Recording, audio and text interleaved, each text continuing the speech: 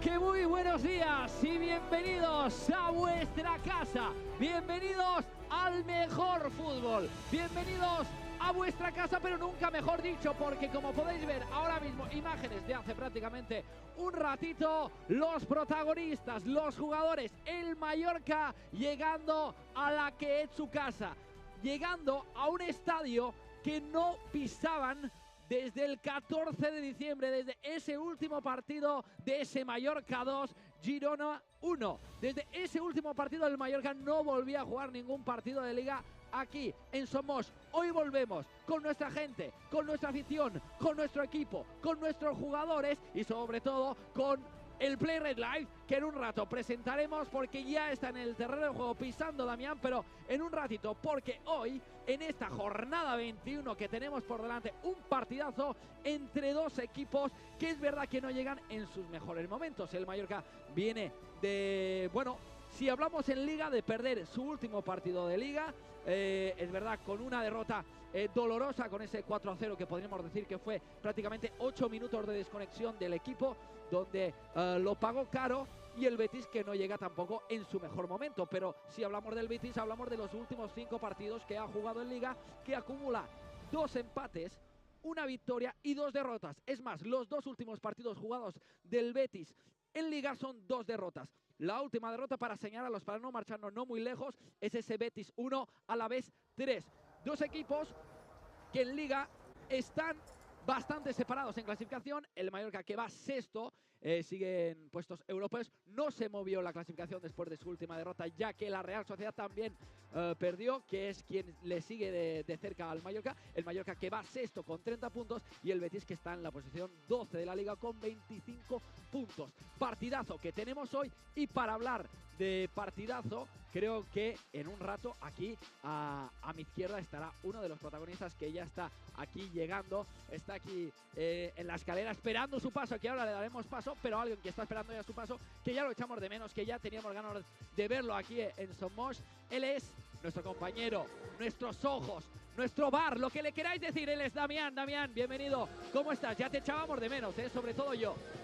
¿Qué tal? Muy buenas, Llorens. Pues sí, la verdad es que ya había ganas de 42 días más tarde volver a pisar este césped del Estadio Mallorca Somos, que hoy, donde se esperan alrededor de unas 21.000 personas, también mucha presencia de aficionados del Real Betis Balompié, como viene siendo habitual en los partidos que juega el conjunto bético aquí en la isla. Y lo que esperamos es que por encima de todas las cosas haya un gran ambiente de fútbol, y que lógicamente el Mallorca consiga llevarse los 3 puntos tras empezar el año no de la mejor manera, con esas 3 derrotas en Copa del Rey, en la Supercopa de España y la última en Liga frente al Villarreal. Pero ya lo decía Yago Arrasate, hay que hacer de la necesidad virtud, y ojalá hoy sea así, que logremos la que sería nuestra 5ª victoria aquí en casa, en Liga, bueno, porque todavía no hemos jugado ninguna competición fuera de la Liga en nuestro feudo, y ojalá llegue ese 5º triunfo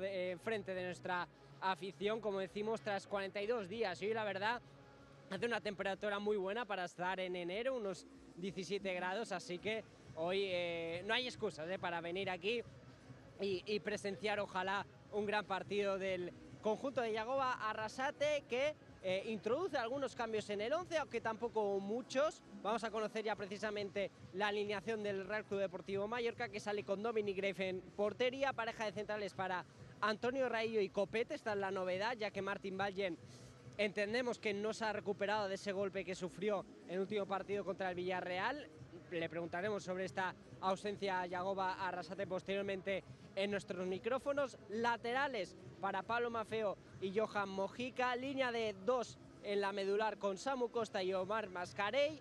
En las bandas estarán Sergi Darder y Robert Navarro, que vuelve a una titularidad tras ser suplente frente al Villarreal. Y arriba se cae Vedan Murici, entra ahí, entendemos, Dani Rodríguez en esa posición de media punta, aunque ya lo sabemos viendo los partidos del Mallorca, que van variando, ¿no?, en esa línea de 3 medias puntas con Darder, Dani y Robert Navarro, pero quien sí sabemos que será la referencia más ofensiva es el canadiense Kyle Larin, que repite hoy titularidad nuestro máximo goleador con 5 dianas, que estará en esa punta de ataque. Por cierto, hablaba de Iago Barrasate, ¿no? De esas palabras que decía el técnico de Berriatúa. Hoy no estará presente en el banquillo debido a que contra Villarreal vio 5 amarillas, por lo tanto hoy estará sancionado. En su lugar pues estará Bicho Alquiza, estará Chisco Campos y el resto del cuerpo técnico más que válido de nuestro equipo. Además de esta ausencia de Iago Barrasate, el Mallorca no cuenta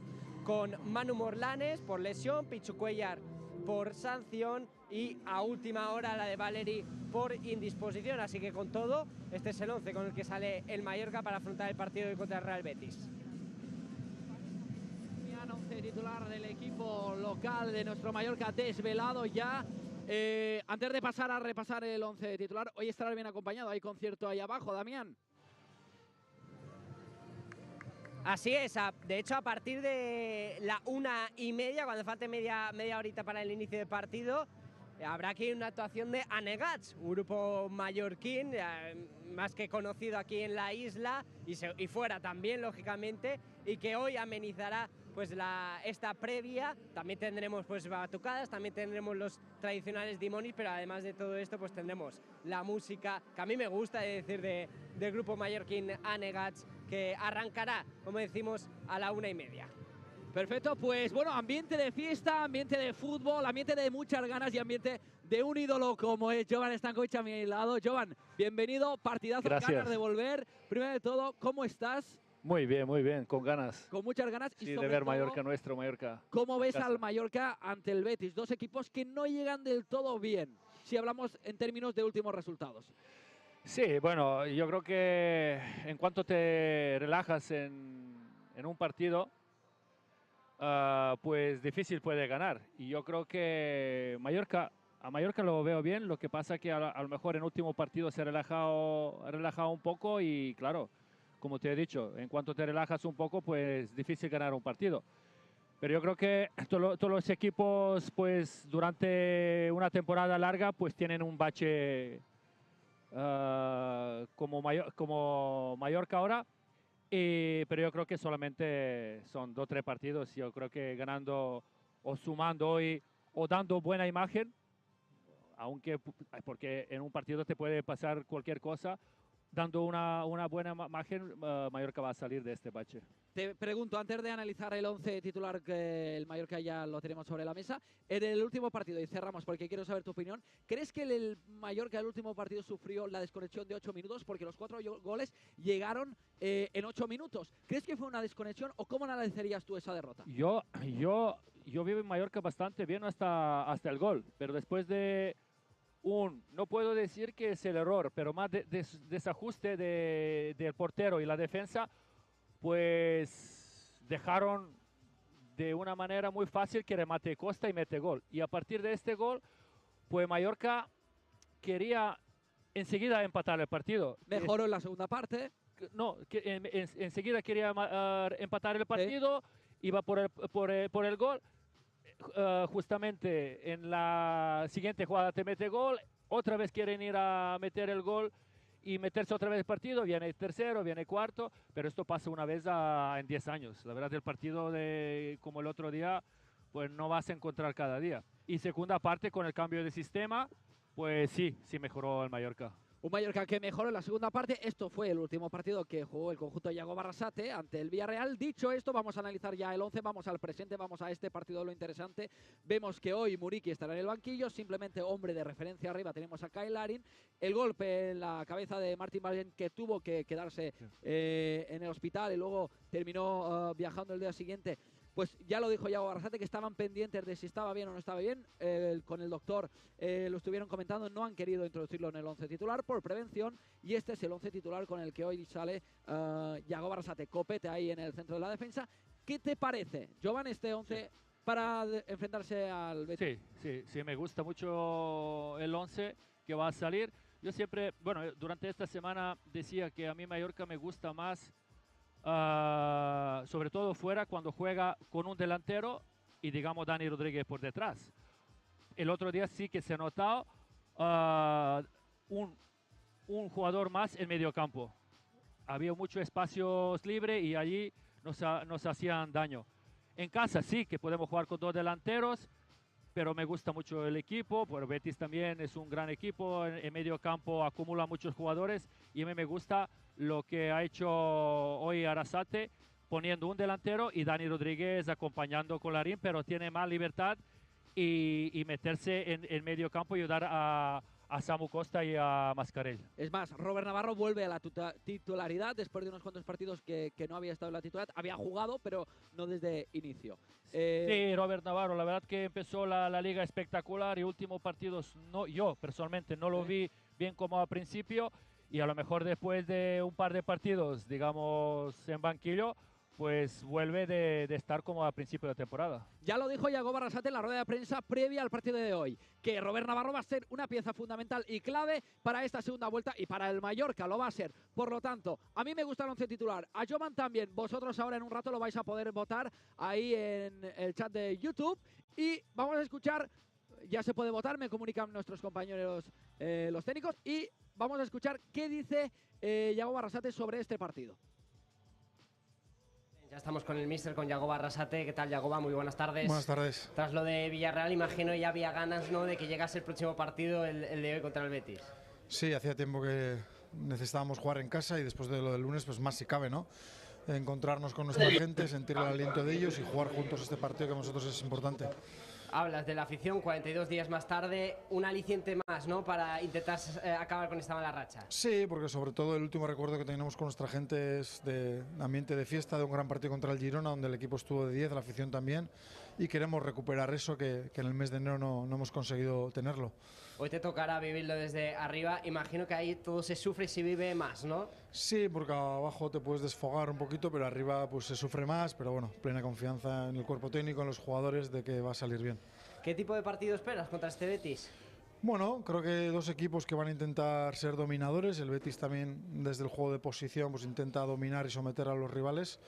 Intentaremos que no sea así, la alineación viene un poco para eso también, pero bueno, luego hay muchos más factores en un partido, como puede ser el balón parado, las transiciones. Bueno, necesitamos recuperar esa esencia de la primera vuelta para ser más competitivos y estar más cerca de ganar. Precisamente hablando del 11, algunos cambios respecto a ese partido contra el Villarreal. Entra Copete por Valle, que todavía no está al 100%, ¿no? Sí, bueno, podía jugar igual Martín, era un poco arriesgado, creo que Copete está bien y hemos optado por Rayo y Copete, sí. Y con esos tres medias puntas, Darder, Robert Navarro, Dani, ¿qué buscas con ellos? Sí, pues un poco más de dinamismo, un poco más de juego entre líneas para ser un poco más dominadores, tener más el balón y bueno, pues luego veremos si terminamos con 2 puntas o no, pero en el inicio hemos optado por ello, como lo hicimos en el partido de ida, que nos fue bien. Ya, muchas gracias y suerte. Vale, gracias.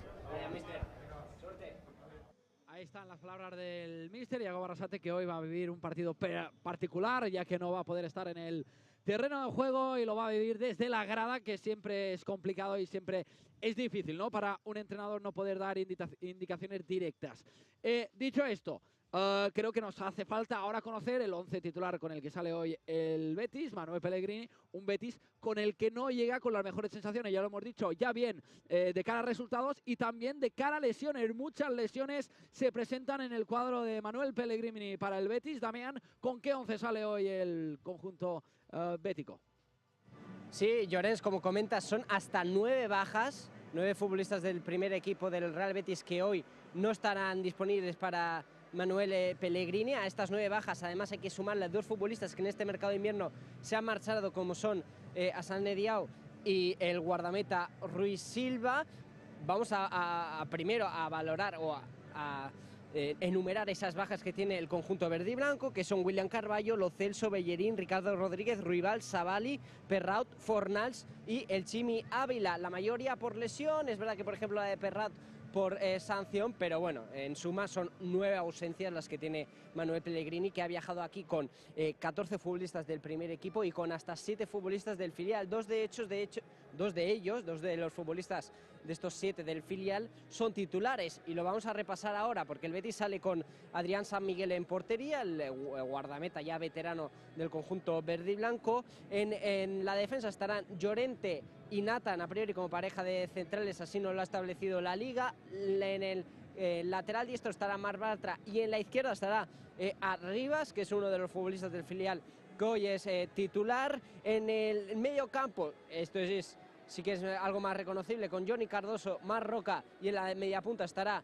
Isco. En las bandas, Jesús Rodríguez, también del filial, que viene de hecho de marcar en el último partido frente al Alavés. Es verdad que el conjunto verde y blanco lo perdió, pero Jesús Rodríguez, un futbolista jovencísimo, como decimos, de la cantera, fue titular y marcó, y repite pues en el 11 de Manuel Pellegrini. En la punta estará Vitor Roque y en la izquierda estará Abde, que es el máximo regateador de este Betis. Además es uno de los jugadores que más dribla de toda la liga, y entre las ausencias de las que ya hemos analizado, pues destaca por ejemplo la de Giovanni Lo Celso, el argentino, que es el máximo goleador de este Real Betis, con 8 goles contando todas las competiciones, 7 si únicamente contamos la competición doméstica, esta liga. Por lo tanto, esta y algunas más, pues bajas destacadas con las que cuenta el Real Betis, que sale así para afrontar este partido, también con necesidades frente al Real Club Deportivo Mallorca.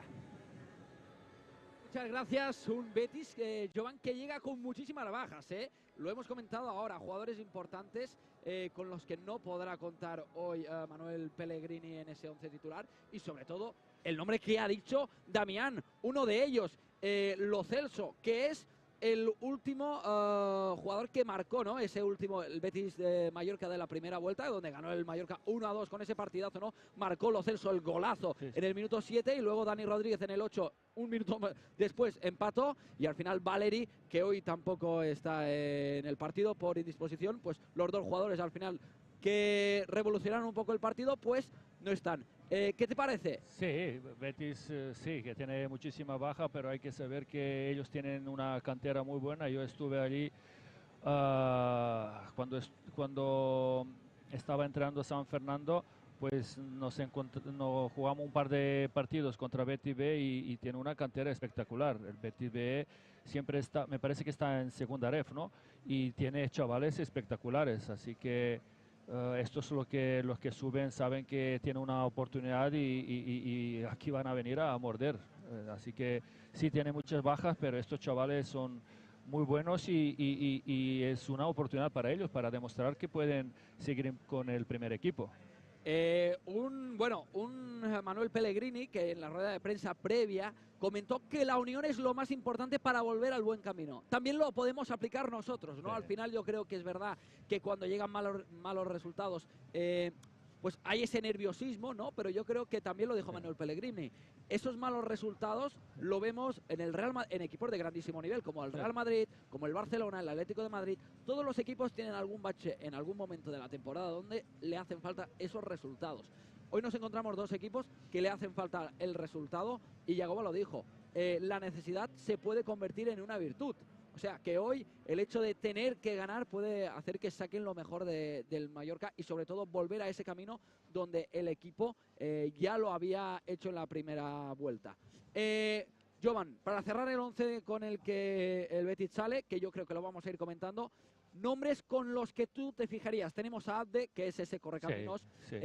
Vitor Roque también, que es un goleador que a lo mejor algún balón que pueda encontrar dentro del área. Tenemos a Isco, que vuelve... en la primera vuelta no pudo estar en la mayoría de partidos por lesión. Ahora ya vuelve encajando algunos partidos. Un 11 que no hay que confiarse, ¿eh? Sí, tienen calidad. Aunque tiene 9 bajas, pues la plantilla de Betis es amplia, y lo que te he comentado, ellos tienen la cantera... en la cantera tiene jugadores muy buenos. Claro, Vitor Roque es un jugador que llega de Barcelona, que es joven, que la verdad que en todos los partidos que había visto, pues hablamos de un gran jugador. Y por otro lado, Abde es un jugador diestro por la izquierda, que si le dejas jugar, pues te pueden llevar mucho peligro. Pero yo creo que allí estamos cubiertos como feo, que cuando vienen estos grandes, difícil que puedan ser gran partido. Y por otro lado, no sé Isco cómo está, porque lleva 6-7 meses lesionado, no sé en qué situaciones físicas está, pero en general hay que tener cuidado. A nosotros no nos tiene que interesar el Betis, nosotros centrados en nuestro equipo. Como te he dicho, hoy se puede ganar y perder y empatar, pero es importante que demos una buena imagen. De primera mano, las palabras de Manuel Pellegrini. Los hemos comentado, pero vamos a escucharlo de su boca, cómo analiza el técnico bético. Yo creo que en todas las temporadas hemos tenido momentos tan complicados como este, que después se superaron, entonces ya quedaron en el olvido, incluso momentos peores. Tampoco hay que dejar de lado que en esta temporada es la que menos puntos hemos hecho en la primera vuelta, así que son todas cosas puntuales que hay que tratar de superarlas de acuerdo a las soluciones que uno cree poder encontrar. Yo creo que todos los partidos lo ideal es tomarlo como una final, independiente de los lesionados que tengamos, de los momentos que se está viviendo. Creo que en cuanto uno se relaja un poco, si está ganando, pierde inmediatamente. Así que creo que es una mentalidad que hay que tener en el fútbol de independizar lo que pasó el partido pasado, ya sea ganando o perdiendo con el partido que viene. Y mañana hay que tratar de jugar contra un rival directo, que es el que está en posiciones europeas, como todos los partidos, como si fuera una final. Ahí está, hay que afrontar todos los partidos como si fuera una final. También ya lo dijo Marcelino en su rueda de prensa previa al partido ante el Mallorca, que ahora mismo estas segundas vueltas pues todos los equipos mejoran, todo se estrecha, cada vez queda menos para conseguir el objetivo y la cosa se complica más. Por lo tanto, yo creo que todos los equipos ahora ya afrontan todos los partidos como si fuera una final.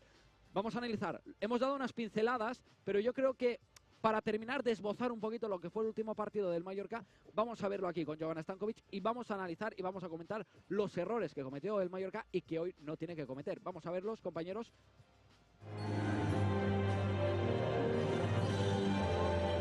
Que arrancaban pues con, como siempre, ¿no?, los aficionados que acompañaban al Mallorca en la cerámica. Y pues el Mallorca lo intentaría en el minuto 18. Ahí vemos esa opción que tenía el Mallorca, que era complicada y era difícil poderla encajar. Y ahí el gol, el primero, y estamos hablando, y es lo que hemos comentado, Jovan, sí. 8 minutos solamente, ¿eh? Sí, el primer, antes de los primeros 20 minutos Mallorca estaba bastante bien, hasta el gol. Y de repente, pues después de encajar el gol, él ha cambiado todo. Quería rápido meterse en el partido metiendo el gol y claro, si das mucho espacio, si dejas mucho espacio a un equipo como Villarreal, pues acabas goleado. Y la verdad que no, yo creo que no merecíamos. Porque ¿Tú crees que fue mucho castigo, Jovan? ¿Fue mucho castigo? Demasiado. Demasiado castigo, ¿eh? Pero esto pasa, esto te puede pasar una vez en 1 o 2 o 3 años. Porque no eran ni 7 ni 10 minutos. Celebrando gol y tal, son 4 minutos. ¿Me entiendes qué te quiero decir? Y todos los tiros acababan entre los 3 palos. Fue un momento de hemorragia complicado. El otro día también contra Pontevedra, también pasó allí. Los tres tiros acababan entre los 3 palos. Sí, al final los equipos que juegan contra el Mallorca pues demuestran esa efectividad al 100%, ¿no? Que es verdad cuando te encajan, por ejemplo, el Mallorca, si nos ponemos en la piel de los jugadores, cuando te encajan 2 goles seguidos, duele, ¿no? Al final te quedas en ese estado de shock de qué está pasando, ¿no? Y no te das a un recompuesto y ya llega el tercer gol, que al final es complicado muchas veces. Lo que hizo segunda parte, cuando cambió el sistema y se echó un poco atrás, diciendo, a ver, vamos a parar y a ver, importante no encajar gol. Esto es lo que tenía que hacer a lo mejor después del primero o segundo gol. Porque nosotros encajamos el primer gol y ahí vamos por partido, subiendo los laterales, dejando mucho espacio. El tercer gol también, una pérdida en la parte de campo de rival. En 4 pases ya te llegaban que normalmente no, Mallorca, este tipo de jugadas paran las jugadas y te llegaban con 3 pases en nuestra área. Y en general yo pienso que solamente es un mal día que ellos han tenido 7 días de pensar bien, de analizar todos los errores, y yo creo que hoy vamos a ver otro Mallorca. Vamos a ver, porque Yagoba ya lo comentó, que había sido una semana dura de autocrítica, de revisar todo lo que se había hecho mal para no volver a hacerlo. Vamos a escuchar qué es lo que creen los protagonistas. Y hay que ser autocrítico, cada uno individualmente, mirarse el ombligo y intentar sacar la mejor versión de cada uno para lo que resta. Queda muchísimo, es lo bueno de esta liga, que queda mucho y que tenemos que demostrar lo que somos como grupo, que somos un gran grupo, pero ahora es el momento de juntarse, de ser críticos y de tener una reacción, ¿no? Sí, tenemos muchas ganas, llevamos mucho tiempo sin jugar en casa y los necesitamos. Necesitamos, al final, esto es una cosa de todos, ¿no? Y cuando pasas por un mal momento, pues necesitas a todo el mundo, los necesitamos que el ambiente sea muy bueno con nosotros y vamos a intentar estar a la altura porque, lo que te digo, el objetivo que tenemos es muy bonito, queda mucho y tenemos que demostrar el equipo que somos y el equipo que hemos sido durante toda la primera vuelta. Más trabajo que nunca, arremangarse, analizar las cosas positivas que pueda sacar de este partido, seguramente sean pocas, pero algunas hay, y aprender de los errores, ¿no? Al final, ya te digo, momentos malos tienen todo el equipo, nosotros, como cualquiera, también lo hemos tenido hoy, y ya te digo, a partir de ahí, analizarlo, trabajarlo, mejorarlo, y como bloque, como familia, tirar hacia adelante. Sí, como te digo, hay que ser autocríticos, hay que mirarnos el ombligo porque, bueno, como te digo, no hemos empezado el año como queríamos, pero bueno, somos los que somos y bueno, hay que estar juntos para sacarlo. Ahí está, son la voz de los protagonistas después del partido. Es la autocrítica de los jugadores que, como ellos habían comentado, no se empezó el año tal y como a ellos les hubiera gustado, pero seguro que van a volverse a recomponer después de estos últimos resultados. De fondo ya estoy escuchando música de la buena. Estoy escuchando Negats. Jovan, lo estás escuchando, ¿no? Sí, sí, sí. Buena música hoy aquí en Son Moix, la verdad que no nos podemos quejar. Y uno de los que no se puede quejar, que está ahí cerquita en el terreno de juego, y algún bailoteo yo creo que se va a pegar hoy, ¿eh? Estamos hablando con Damián. Damián, primero de todo, antes de que me comentes lo que está pasando en el terreno de juego, te pregunto a ti también, porque quiero escuchar tu voz soberana. ¿Qué esperar del partido de hoy por parte del Mallorca?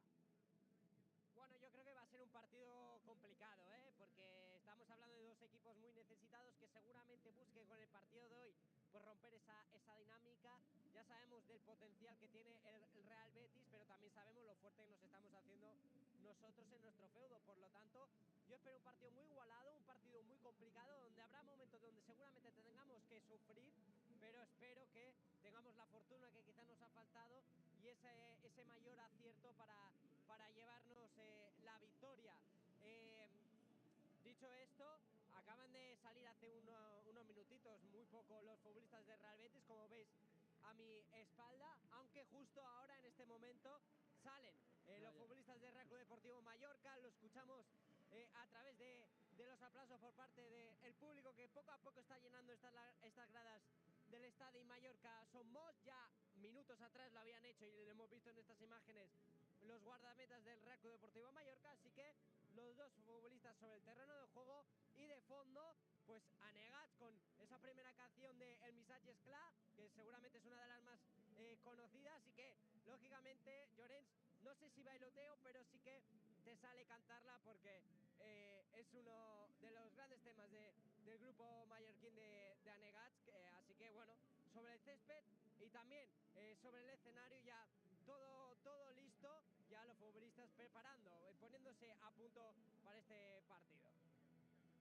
Perfecto, Damián, pues es la última hora desde el terreno de juego. Vemos ahí a los protagonistas ya tocando balón, con un día, Jovan, espectacular. Está siendo un día increíble, lo ha comentado Damián al principio, pero hace un día que hace solecito, no hace calor, tampoco hace frío. Yo creo que es un día perfecto hoy para ver unos cuantos goles y disfrutar del partido, ¿no? Sí, un buen día, pero a mí lo que no me gusta es jugar a las 2. Ya. No me gusta un lunes a las 9, no me gusta un sábado, un domingo a las 2, pero bueno, es para los jugadores, la verdad, un día espectacular. El campo perfecto, la temperatura también, pues vamos a ver un gran partido.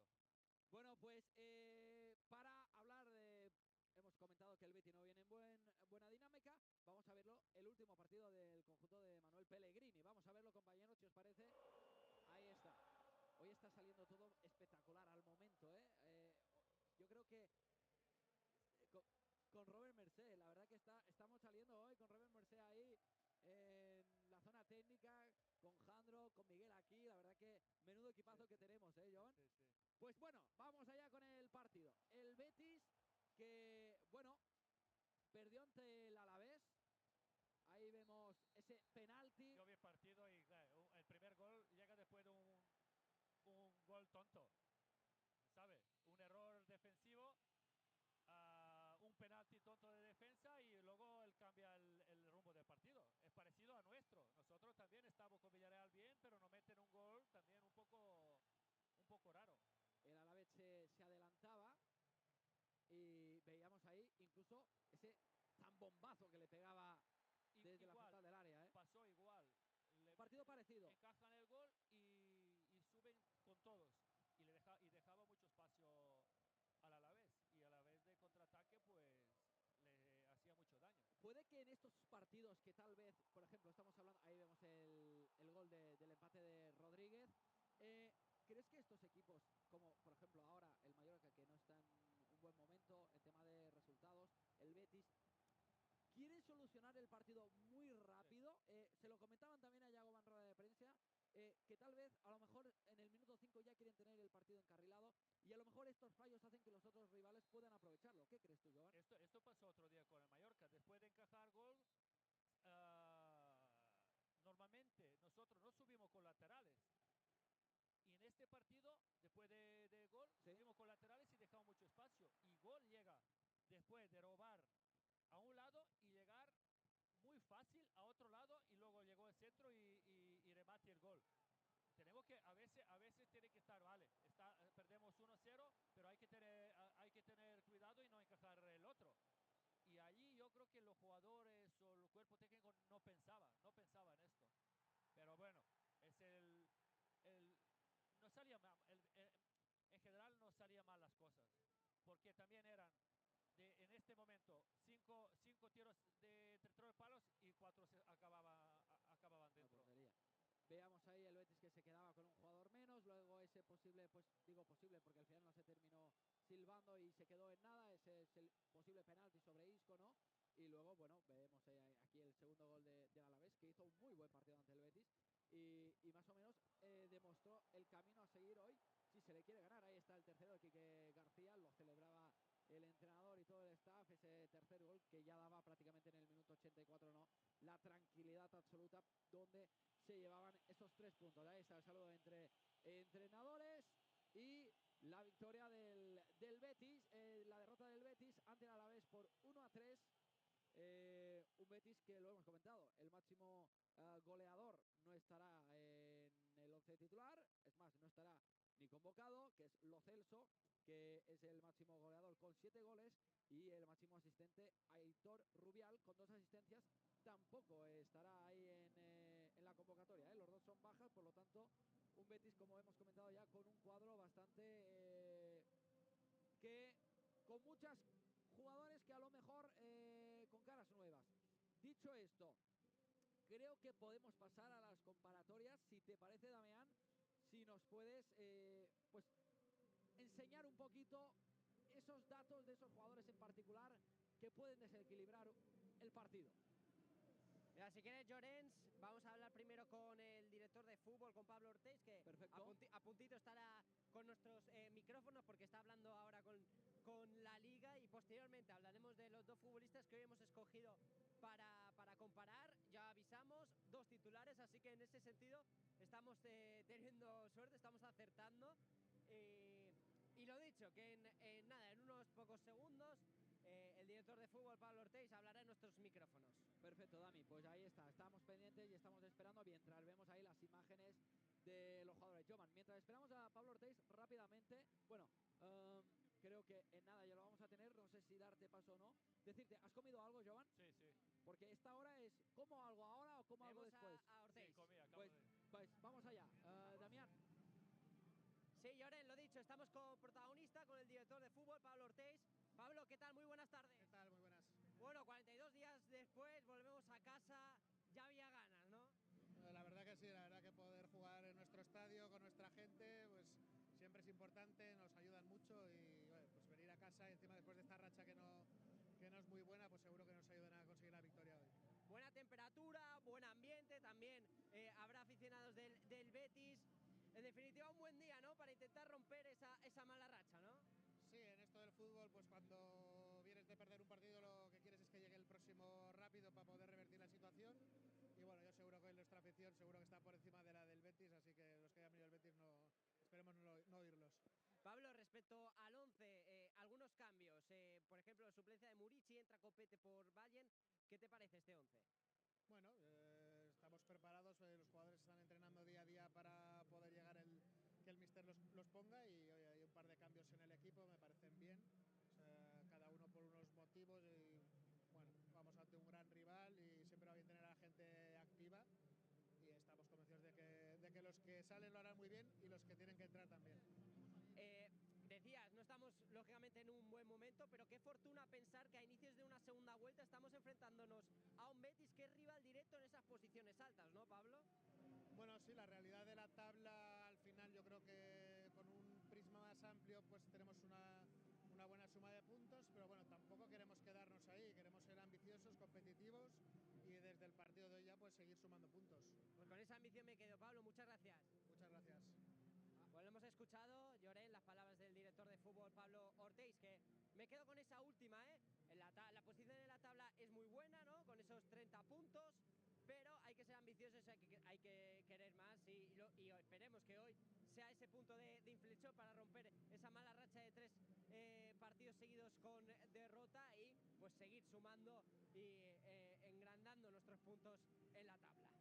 Perfecto, Damián. Pues yo creo, Jovan, que nos tenemos que quedar con lo que ha dicho Pablo Ortiz, que al final es verdad que yo creo que somos unos privilegiados en tema de clasificación, que vamos sextos con 30 puntazos, pero hay que ser ambiciosos y yo creo que todos lo queremos ser a poco, con los pies en el suelo, sabiendo que primero de todo tenemos que buscar la permanencia y después ya lo que tenga que llegar será un premio. ¿A ti qué te parece, Jovan? Sí, yo desde el inicio, cuando empezó la liga, se veía que Mallorca tiene gran equipo, grandes jugadores, gran equipo y que este año puede ser un año importante para el Mallorca. Y esto está demostrando en los 6 meses que llevamos de la competición, hemos demostrado que somos uno de los mejores equipos de la liga. Y yo creo que el partido de otro día o de Madrid y de Copa hay que olvidar rápido y centrarse. Ahora tenemos mucho tiempo para centrarse en la liga y yo creo que fácilmente nos podemos meter entre primeros 7 y jugar año que viene en una competición europea. Dios te escuche, Jovan. Dios que te escuche. Sí, estoy seguro que esto va a ser. Seguro que sí. Al menos el equipo lo va a intentar, que creo que eso no hay que nunca... Y empezamos desde hoy. Ojalá, yo creo victoria. Que sí. Hoy yo lo veo. Dicho esto, hablando de victorias, antes de pasar a las comparativas de los jugadores, quiero lanzar un dato. Como ya sabéis, como hemos comentado, el Mallorca ganó en su primera vuelta al Betis por 1-2 ahí en el Benito Villamarín. Y el dato es que el Mallorca no gana 2 veces seguidas al Betis desde la temporada 2012-2013. Por lo tanto, hoy podemos romper una racha sin ganar 2 veces de la misma temporada al Betis. Seguro que lo vamos a conseguir. Dicho esto, ahora sí, Damián, danos esas pinceladas sobre las comparativas, sobre los jugadores que nos has preparado, 2 titulares, como tú antes has comentado. Sí, Llorens, bueno, ahora estaba viendo el plano que estamos mostrando a nuestros espectadores, la verdad. Increíble. Precioso el estadio, ese verde también impoluto, ese sol. La verdad es que es un buen día para por fin romper esa racha de tres derrotas. Seguro que lo será poco a poco llenándose las gradas de este estadio Mallorca Somos. Así que, bueno, dicho esto, sí, vamos a pasar a las comparaciones. Como decíamos, 2 jugadores que hoy son titulares, 2 jugadores de esa medular, uno de ellos más atrasado, otro que veremos si es el que acompaña a Lari en esa media punta. El primero es Omar Mascarell, el futbolista canario, ya lo vemos en pantalla, que realmente está en los últimos partidos siendo un futbolista importante y un futbolista también habitual en los esquemas de Yago Barrasate. 12 de 22 titularidades para el canario, que ha jugado 19 de estos 22 partidos, por lo tanto, sea titular o no, es un futbolista que siempre tiene en cuenta a Yago Barrasate. Es un futbolista que además está siendo pues importante, entre otras facetas, en esos duelos aéreos. Ha ganado el 62% de los duelos que ha luchado y en este sentido es el tercero con mejor porcentaje del equipo. Además, es el segundo con más remates bloqueados, con un total de 10. Y, ojo, 87% de acierto en el pase. Por lo tanto, también un futbolista fiable a la hora de generar o crear, mejor dicho, las situaciones de peligro. En este sentido, con ese 87%, es el tercer jugador del equipo con mejor porcentaje. Esto en cuanto a Omar Mascarell, el futbolista canario, ya lo vemos, haciendo ejercicios de pase, de desplazamientos hacia las bandas. El otro futbolista que ahora mismo se encuentra en esa posición de área para rematar es Dani Rodríguez, el de Betanzos, que, atención, de 22 partidos que ha jugado el Mallorca, 22 partidos ha tenido participación Dani Rodríguez, 20 de Liga, más el partido de Copa contra el Pontevedra y el de Supercopa frente al Real Madrid. Por lo tanto, cualquiera diría que Dani Rodríguez tiene la edad que tiene. Además, si miramos los datos que ahora mismo aparecen en pantallas, es el segundo jugador del equipo con una mayor velocidad media, 7,2 kilómetros hora la velocidad media de Dani Rodríguez en lo que llevamos de competición. Es el segundo, además, con mayor cantidad de sprints, 661. Repito, cualquiera diría que tiene la edad que tiene.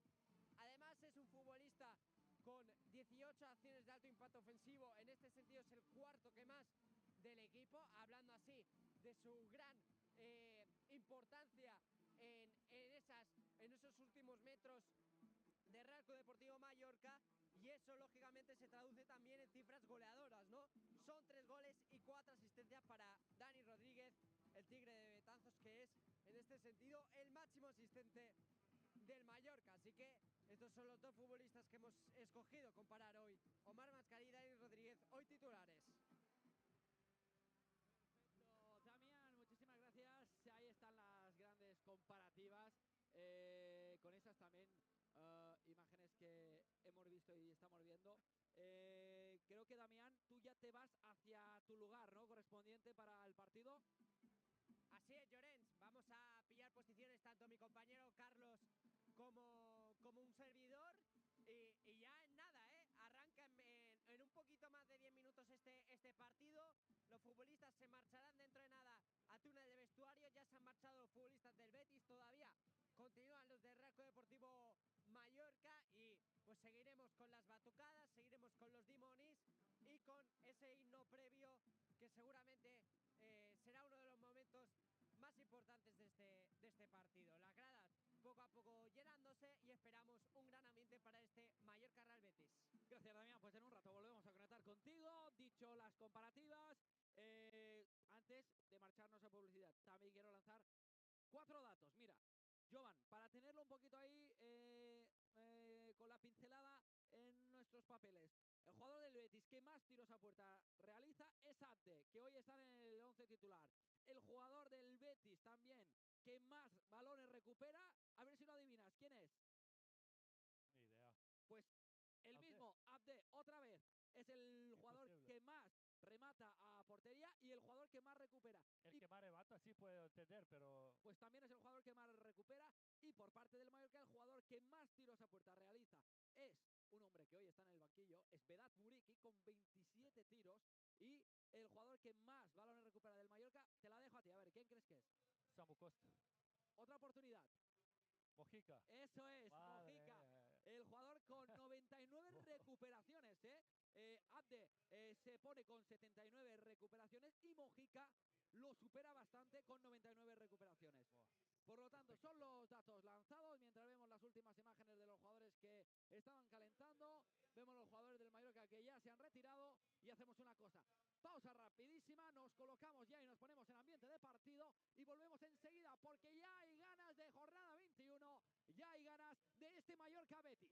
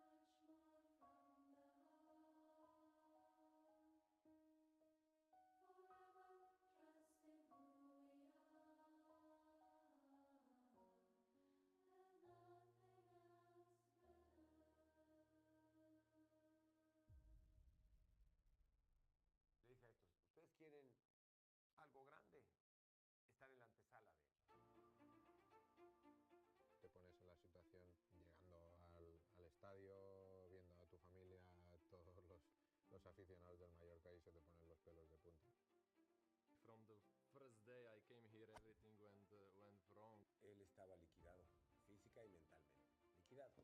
Y entonces se me ocurrió que merecía jugar y lo puse en la copa. ¿No tienes personalidad suficiente para decirle a este tío que no haga eso? Y al final tuve que entender esa vez, yo mando, cabrón, cállate ya, cállate ya.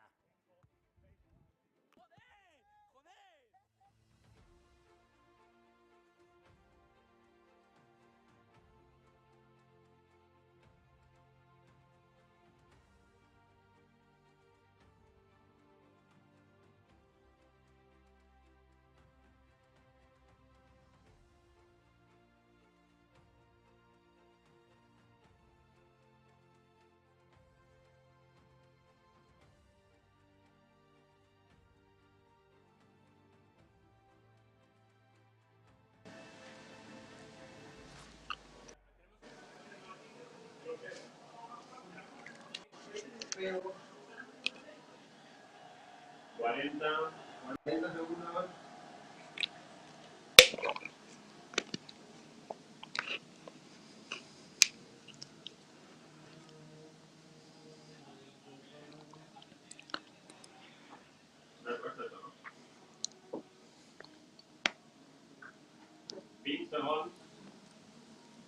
Dejadlo en bucle, cabrones. Alejandro, 10, 9, s'acaba aquí, 10, aquí, volvemos. 4, volvemos con Carlos. Vale. Ambiente. Vale, Carlos, ponme el canal 2 ambiente, porfa. Ahora te digo que hay muchas gatillas. Ah, vale. ¿Qué pasa?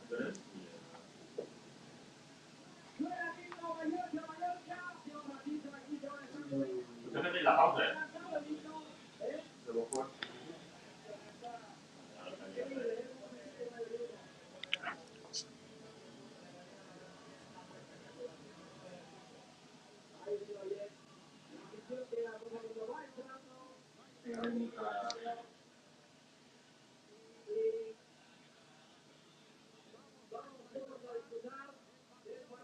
Por aquí, Gaby.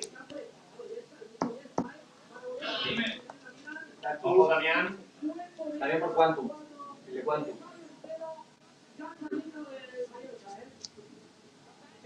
Este arriba solo mirando, porque tiene un micro de otro. Y ese de otro. Como nunca sabemos cuándo hablará, pues lo dejamos con el otro.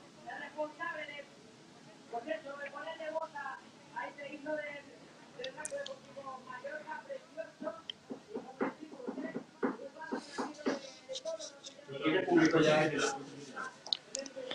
no puedo pintarlo. Carlos está dentro.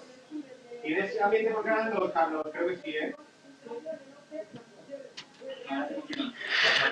Welcome back after that quick short break. Now we're just 2 minutes away from kickoff here, so nobody go anywhere because we have a very, very exciting match coming up. As I said, both teams going to be eager to get the win here today. Now the players are just lining up to walk out the pitch, and here they are walking out. Both teams, I'm sure, feeling the pressure here. Of course, Real Mallorca going to be loving playing back at home. It's been so long since they last played a home game in front of these fans. It's been 42 days in total. Both teams looking for a win here today. Both of these teams losing their last 3 matches. Real Mallorca only winning 2 out of the last 5. Real Betis only winning 1 out of the last 5. So both teams going to be looking for the win here today, and we're just a minute away from kickoff. The fans are absolutely loving it being back here at Son Mosh. And for those of you who did tune in here today, in case you missed it, my name is Daniel Armstrong. I am your host, and it is great to have you here. Thank you all for joining in. And yeah, as I said, in case you missed the pre-match, you know, Real Betis missing plenty of players, 8 injured players and 1 suspension, so 9 players missing in this Real Betis squad here today. And Real Mallorca only missing 2 injured players, so the advantage is definitely with Real Mallorca. Apart from playing home, also looking at the players list, looking at who they have available, it's definitely a massive blow for Real Betis.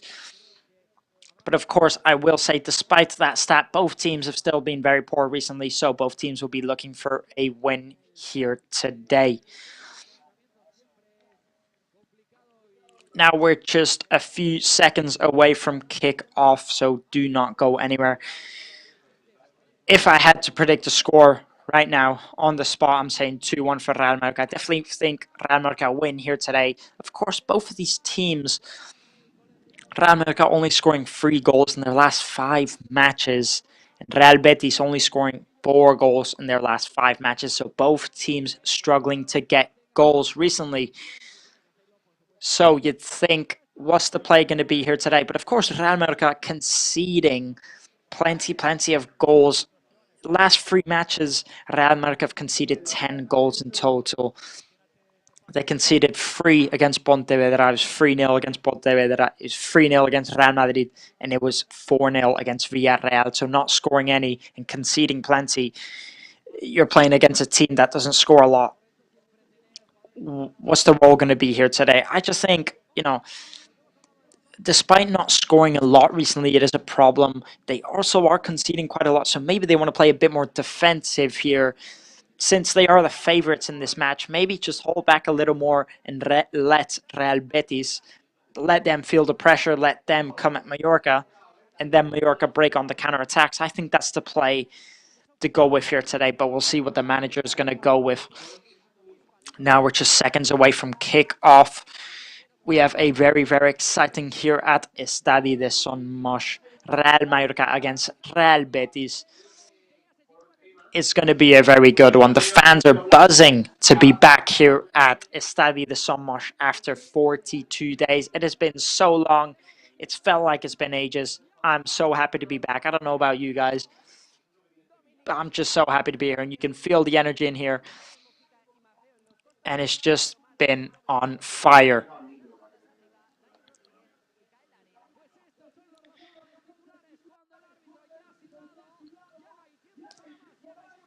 Now, here we go. The referee's blown his whistle, and we're on the way.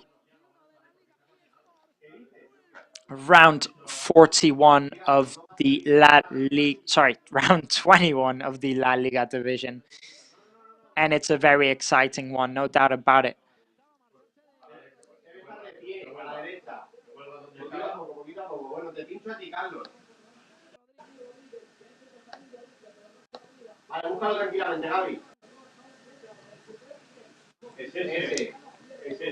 Here, Real Mallorca straight away putting on the pressure, already going for it up front.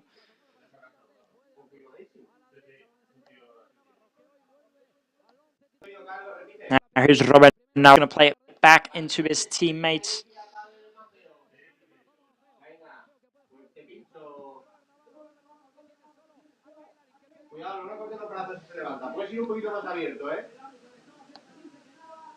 Referee, Real Mallorca claiming a handball, referee saying it is no good. The play is going to be continued here now. Now Real Betis already taking the first shot off, but it's no good. It's going to be a goal kick here for Real Mallorca. Both of these sides already going straight into the action.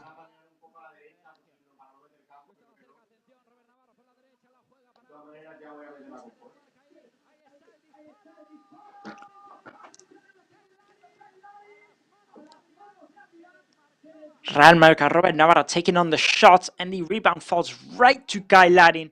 He takes on the shot, but it just goes right into the goalkeeper's hands. And it's a lovely save there from the Real Betis goalkeeper.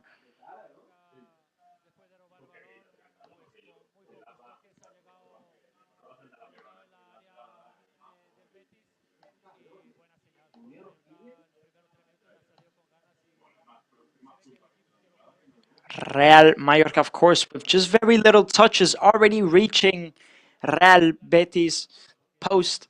So that's definitely a good sign for now. Real Mallorca definitely starting off this match strong. They've already reached their opponent's side net. So if they could just keep that up all game, keep on the pressure, then I definitely think Real Betis are going to feel it.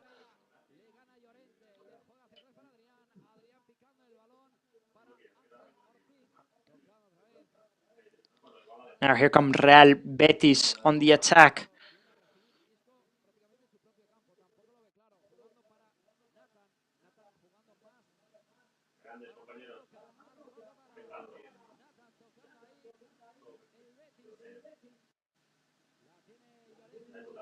Now Betis are going to hold the possession for now, not rushing into it, just playing it back and looking for that entry.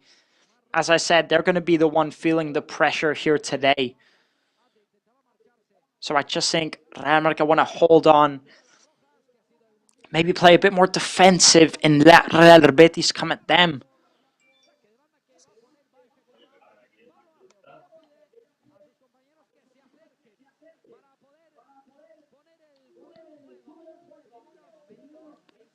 Real Mallorca looking to take the goal kick quickly here.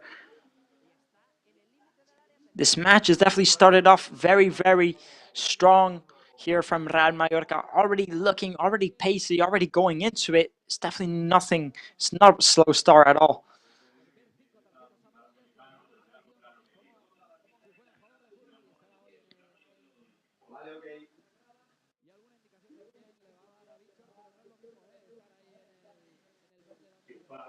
It was a very, very good first chance that from Real Mallorca. Just Guy Ladding just tries to get his head on it. It looks like he could have been shoved from the back. It looks like they're annoying him a bit, so it was hard to get the header off. But it was a very good chance already there for Real Mallorca. Of course, the rebound, maybe a bit lucky falling on Guy Ladding there. But it's a very strong start here from Real Mallorca.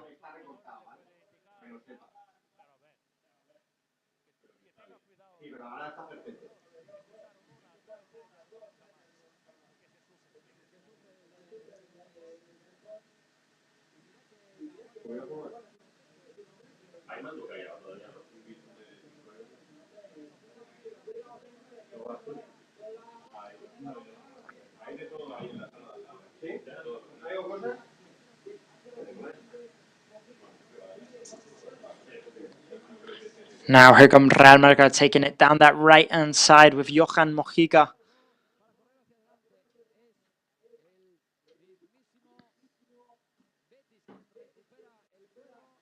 Betis regaining that ball, and now they're just going to play it back. As I said, I just don't think Mallorca are going to rush into it. You know, I just think they want to wait, take the ball whenever they can, and then go for it. I think they should let Real Betis come at them, as they are the one, I'd say, feeling the pressure, needing the win more than Real Mallorca do. Of course, both teams really need the win, but Real Betis definitely sitting lower than Mallorca at the minute. And of course, Real Mallorca playing home have the advantage.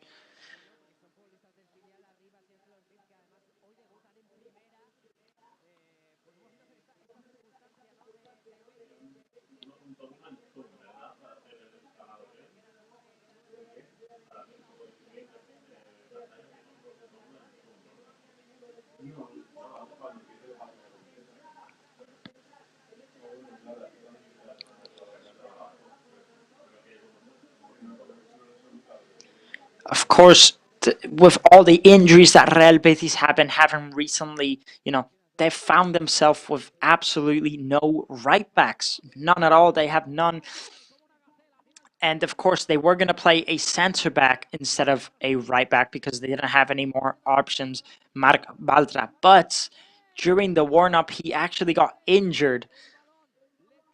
So Real Betis finding himself with no right backs.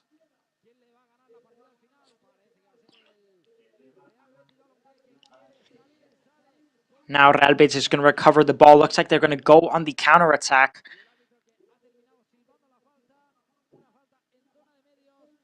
But it's going to be a foul instead for Real Betis.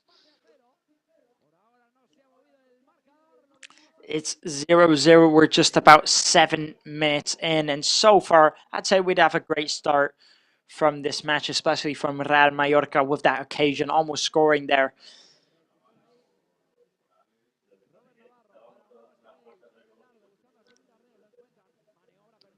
Lovely long ball to Sergi Darder there. But It's a foul from Sergi Derder on the Real Betis player. It's going to be a foul for Real Betis. It was a lovely long ball there from Omar Mascarell into Sergi Derder.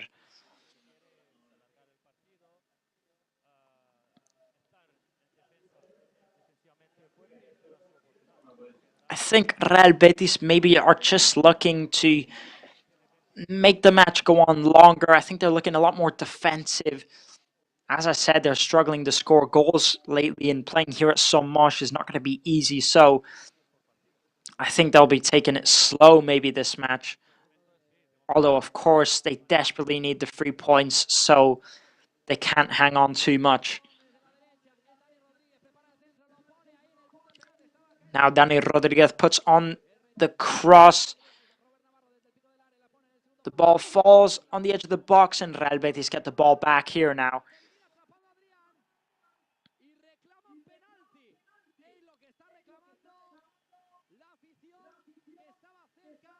Now Real Mallorca get the ball back, and he's been taken down here by Real Betis. Real Mallorca not happy with that, claiming a penalty kick here.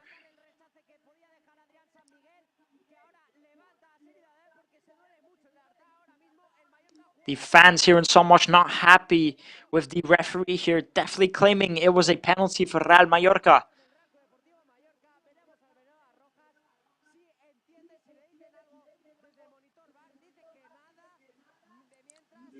Referee is going to be maybe taking a check at the VAR. We're just waiting to see what happens here.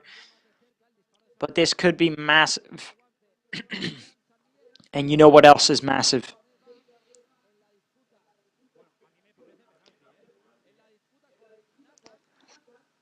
Taking a look at the replay, it does look like a penalty to me. I mean, the question is, did the keeper already have the ball or not? But it does look like he takes Sergi Derder down.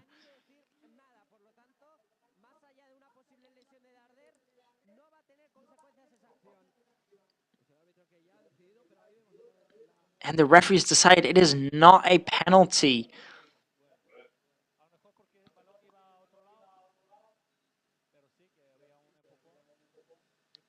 But to me, it just looks like he did get taken down there quite heavily.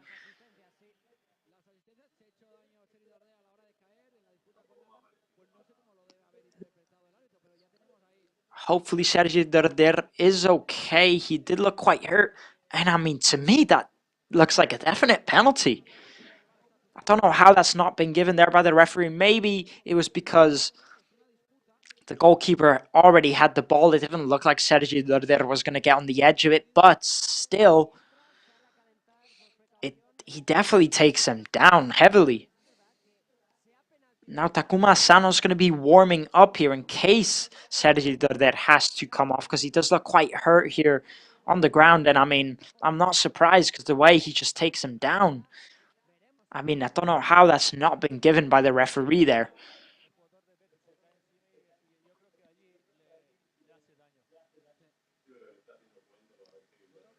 It's not looking good here for Sergi Derder. It could be another injury for Real Mallorca now. Some fans, as you can see, with their hands on their head. Obviously, he is a very important player for Real Mallorca. He's a player with lots of quality, a center attacking mid with magic on his feet, you could say.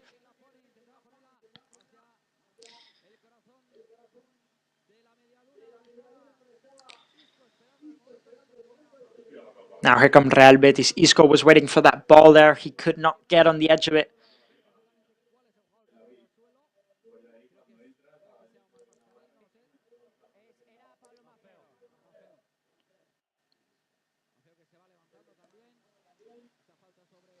Just looks like Pablo Maffeo was taken down. He will be okay. Looks like he's getting up now.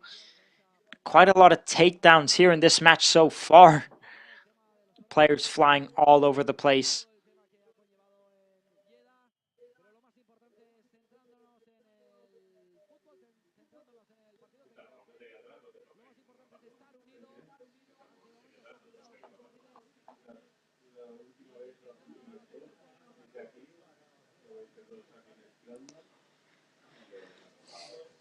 so far. Looking decent from both sides, especially from Real Mallorca. They've had that very clear chance in the beginning within the first 10 minutes.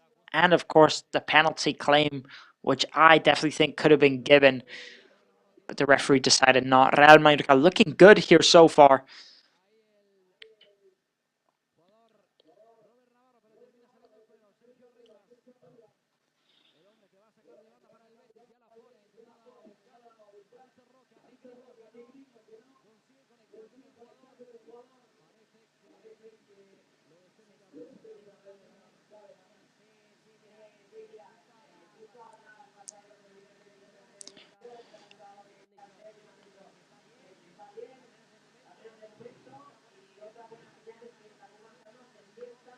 I'm getting word here from the correspondent on the pitch that the medical team have gone over to Sergi Derder, and it looks like he is going to continue playing. Takuma Sano sat back down, so that's definitely good news there for Real Mallorca. It looks like he will be all right for now.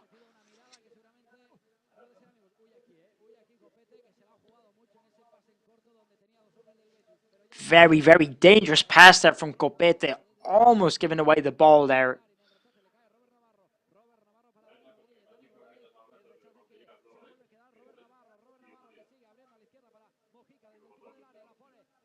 Now Real Mallorca moving the ball very quickly. Robert Navarro making moves here, moving it all around. Now here's Sergi Derder who gets the rebound. He puts it back into Samu Costa. Samu Costa back to Sergi Derder. Now here's Mojica on that left-hand side.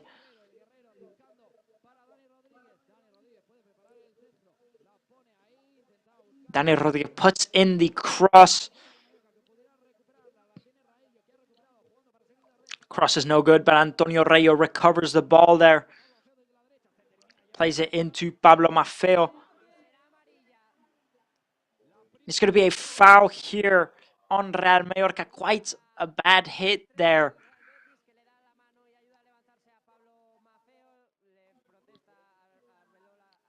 Just trying to take a look to see kind of what happened there. I didn't see much of it, but it's going to be a yellow card here for the Real Betis player.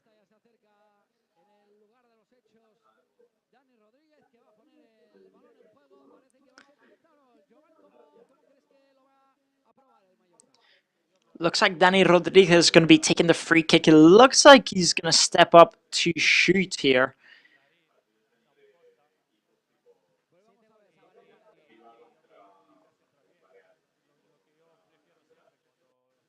Of course, he could cross it, but it looks like he's stepping up to shoot from here.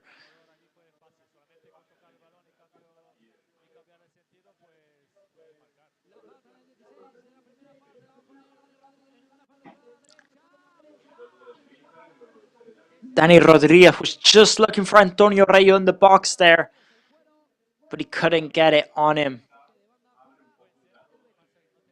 It's going to be a throw-in here for Real Betis. The cross just goes too wide, and no Mallorca player could get ahead on it.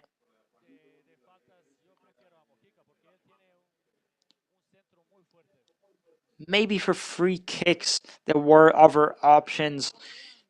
Johan Mojica, also a very good free kick taker when it comes to putting in set pieces and crosses. Maybe he should have taken it there.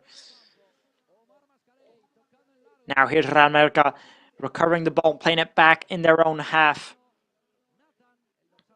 It's been a very good start to this match here from Real Mallorca.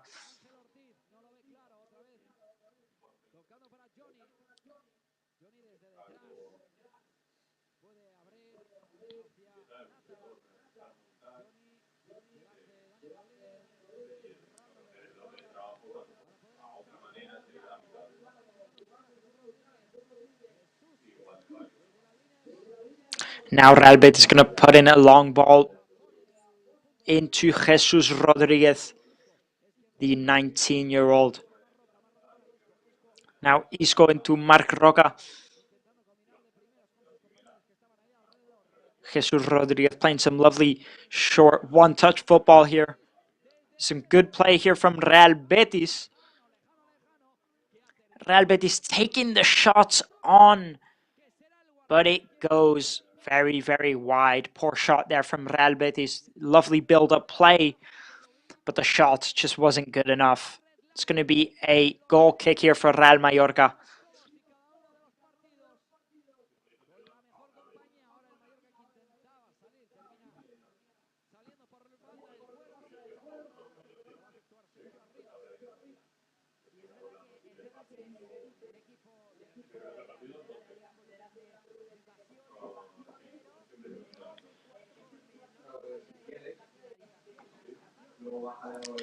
Real Betis is actually the 4th team in the league to score the least goals in the LaLiga division. So as I was mentioning earlier, a team that struggles to get goals. But of course, recent form, Real Mallorca have also struggling to score goals. But I just think, the fourth team to score the least goals in the league can say a lot. They're definitely missing a lot of offensive players. But of course, as I said, they have about 9 players out here today. So you have to give it to them.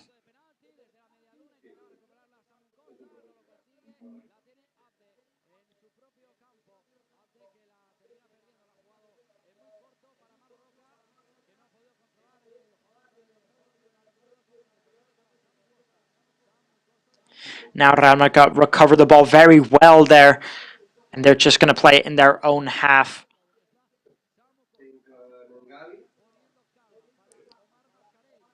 Samu Costa just slowing down the play.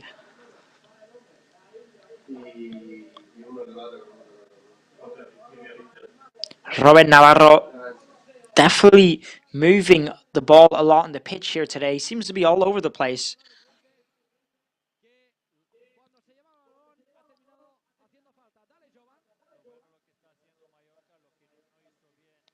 Mallorca definitely looking sharp here at the minute. I'm definitely impressed with what I'm seeing. I think it's a very good display so far here from Real Mallorca.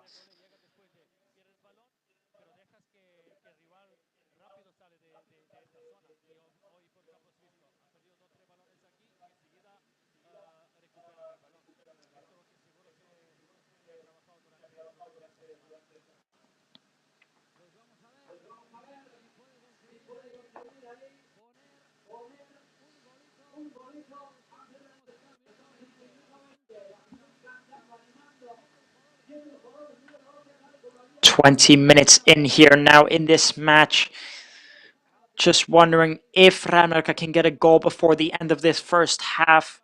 Of course, if Real Betis can go into the second half 0-0, it would be a massive advantage for them.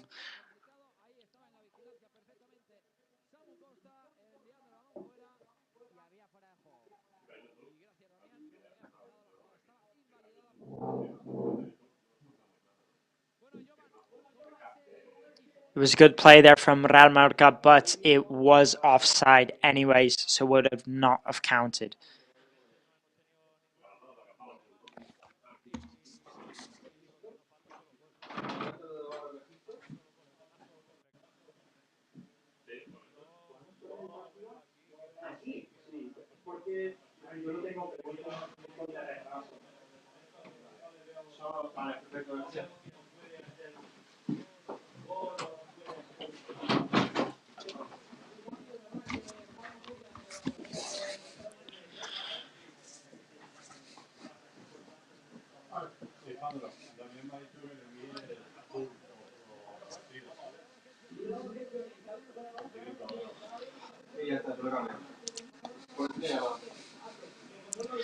Now here Real Betis, they're just holding the ball from the back.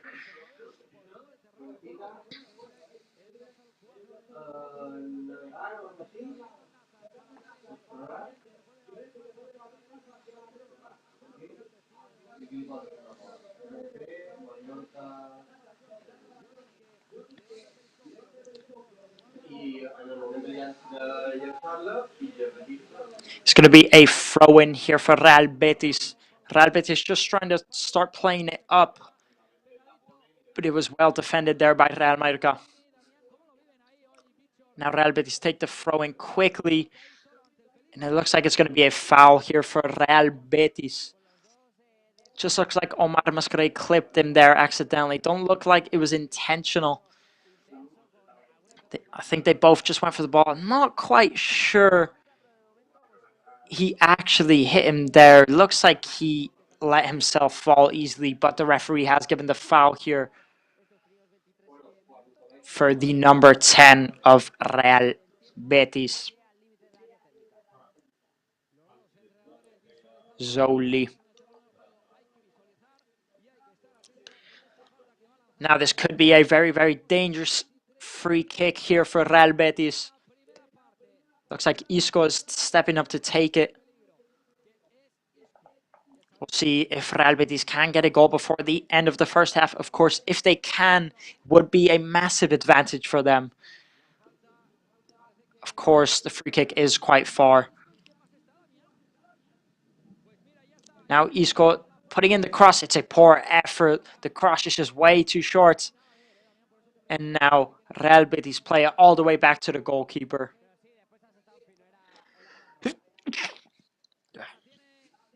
Excuse me.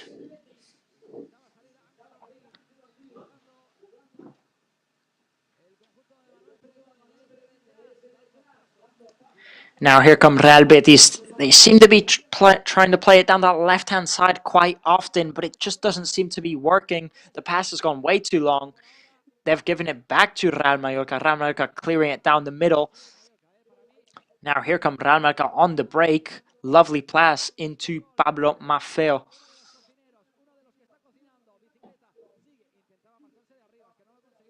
Robert Navarro just trying to dribble past the Real Betis players, trying to do some skills, but it didn't work, and Real Betis recovered the ball. But again, Real Betis break on the counter-attack, and Real Mallorca recover it again. Now here's Robert Navarro trying to play the through ball into... Now here comes Real Betis on the counter-attack, but it's been cut out here by Copete. And what a break that was there from Real Betis, but Copete just gets there on time to break it.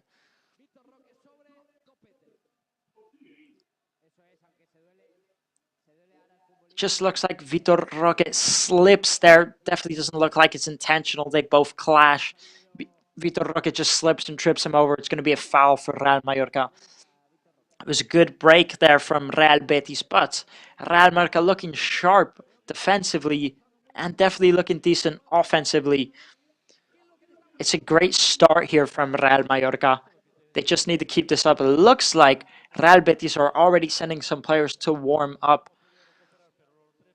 Vitor Roque on the ground here. Looks like he could be hurt. Looks like he's getting up, though. Hopefully he is okay.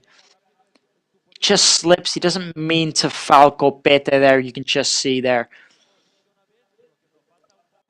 Oof, looks quite sore that. His ankle just twists as he falls over.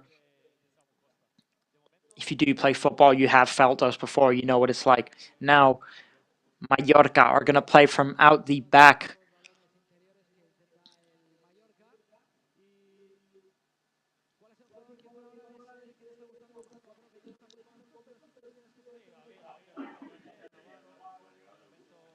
I think if I had to pick one player in this squad here so far, in the Real Mallorca squad, I mean, don't get me wrong, they've all been great so far. I think no one's been standing out too much. I think as a team, they've all been great. But Robert Navarro, I am liking a lot at the minute because he's just on the ball, moving it all the time, non-stop. He is looking sharp at the minute.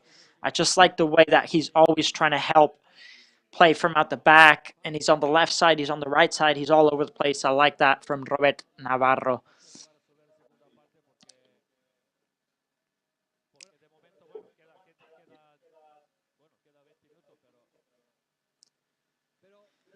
Still about 15 minutes to go before the end of the first half, and we are 0-0 into this match. Real Mallorca looking better at the minute.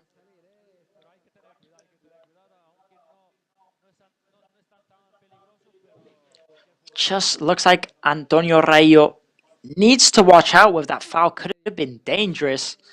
Just fouls him from the back. Luckily, the referee Did award the free kick, but has not booked him. Could have been dangerous. Needs to look out now. Real Betis take the free kick, and they're just going to play it back. They're probably just going to slow down the play. And I mean, I think Real Betis, if they want a chance to win this, maybe they should try and go for a quick goal before the end of the first half. Now Real Betis playing again down that left-hand side, as they are doing very, very often. He was just looking for Isco there. But Real Mallorca cut out the pass. It's going to be a throw-in for Real Betis.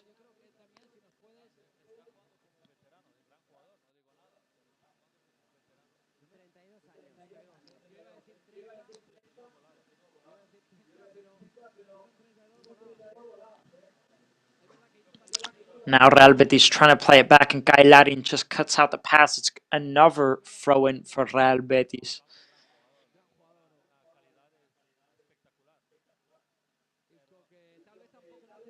Defensively, Real Mallorca looking very sharp, and that was a dangerous pass back to the goalkeeper. Thank God Dominic Greif was looking and had his eye on the ball. It was a very dangerous pass back there. Could have been dangerous. Luckily, Dominic Greif sees the ball on time and cuts it back. But it was a dangerous pass back to the goalkeeper. And it was Copeta did the pass, and we have seen Copeta do the same thing in the past, giving away the ball, trying to pass it to the goalkeeper. The striker runs in, cuts out the pass, and scores. Could have been the same thing again there. One thing that Copeta definitely needs to work on. Those passes are just so dangerous. I don't think it's worth the risk. I'd rather a defender clear it. Now it's a lovely ball here into Robert Navarro. Robert Navarro dribbles past the keeper, passes it back, takes the shot, and it's saved.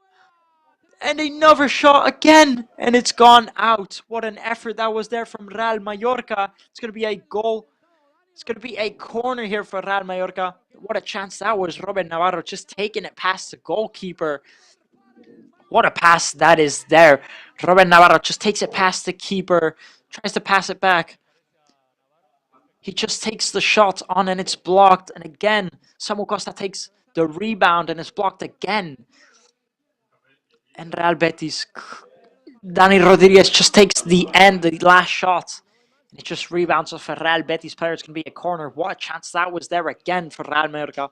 Almost scoring there.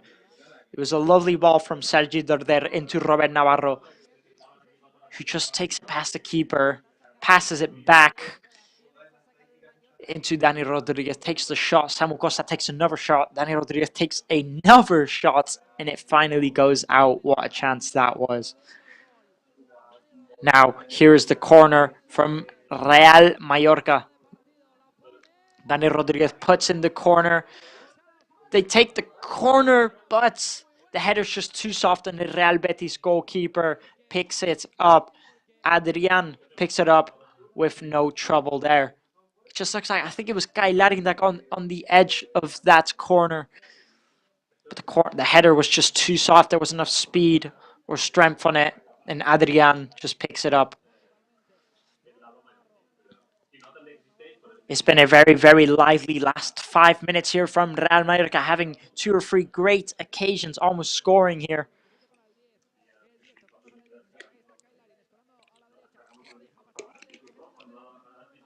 Now here's Guy Ladding. Guy Ladding lets it free into Sergi Dorder.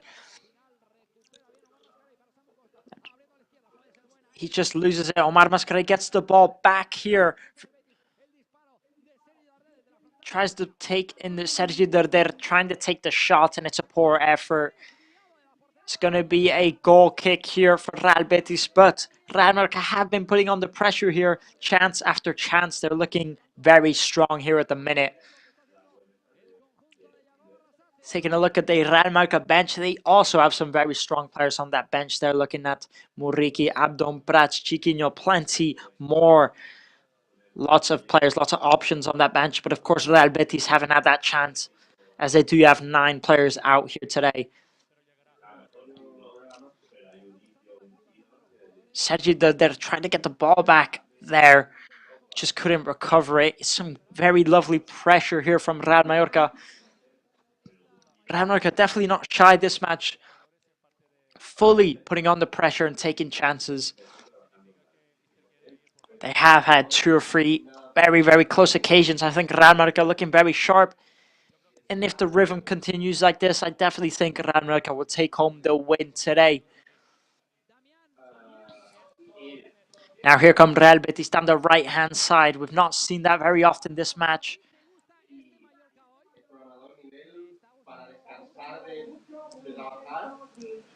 I'm very, very much a fan of this Real Mallorca squad here today. I'm liking the way they're playing, the way they're putting on the pressure, they're taking their shots. This is the Real Mallorca that we know and we have all been seeing. Real Betis just can't seem to find any spaces, playing it back all the time. They just can't seem to make it work out down these sides. Playing it down the left and playing it down the right is just not working out for them so far. Kai Latin putting on the pressure, but Real Betis play it back to Adrian. Now Adrian is going to play it short. Now Real Betis is going to try and take it down the right-hand side. It's a lovely ball here from Real Betis. Just on the edge of the box here now on that right-hand side. Isco is just holding the ball. Claims he was fouled by Copete. It's no foul. And it's going to be a throw in here for Real Mallorca. Isco just claiming he was getting fouled there. He was holding the ball with his back. Didn't quite look like he knew what to do. Of course, as I mentioned earlier, Isco just coming back from a 7th-month injury. He's not played a match in a long, long time. So you won't expect him to be at his full self yet. Now Real Betis recover the ball. They're going to play it back. We've not seen Real Betis attacking very often in this match here so far. Now Real Betis trying playing it down that left-hand side into Ezal Zluli. Now here's Isco. Isco holding the ball good, turning around, trying to play a through ball. But the ball just goes right to the goalkeeper and it's no good. Now here's Kai Latin chasing down the ball, but Real Betis beat him to the race and play it back to Adrian, the Real Betis goalkeeper. And it's no danger here. Now Robert Navarro is going to take the throw in here for Real Mallorca as they recovered the ball there.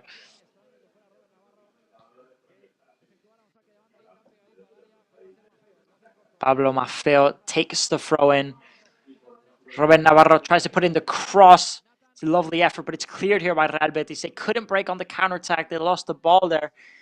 Now here's Samu Costa on the ball.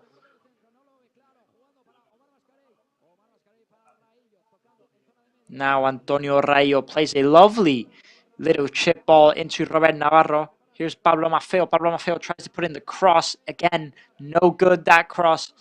And Real Betis recovered the ball.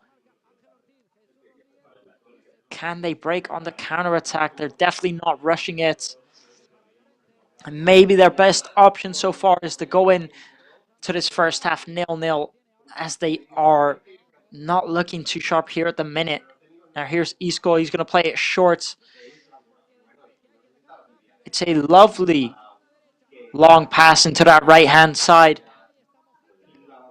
Now here's Real Betis on the right-hand side of the box. Tries to put in the cross, but it's blocked by Johan Mojica. And it's going to be a goal kick for Real Mallorca as it rebounded off the Real Betis player. Taking a look at replay from that chance earlier, the cross just goes into Kai Larin. Samu Costa takes the shot and Sergio Darder chases it. And look at, I'm just watching the replay again and again and again. It looks like a definite penalty to me. I'm not sure why the referee didn't give that or didn't take it to VAR.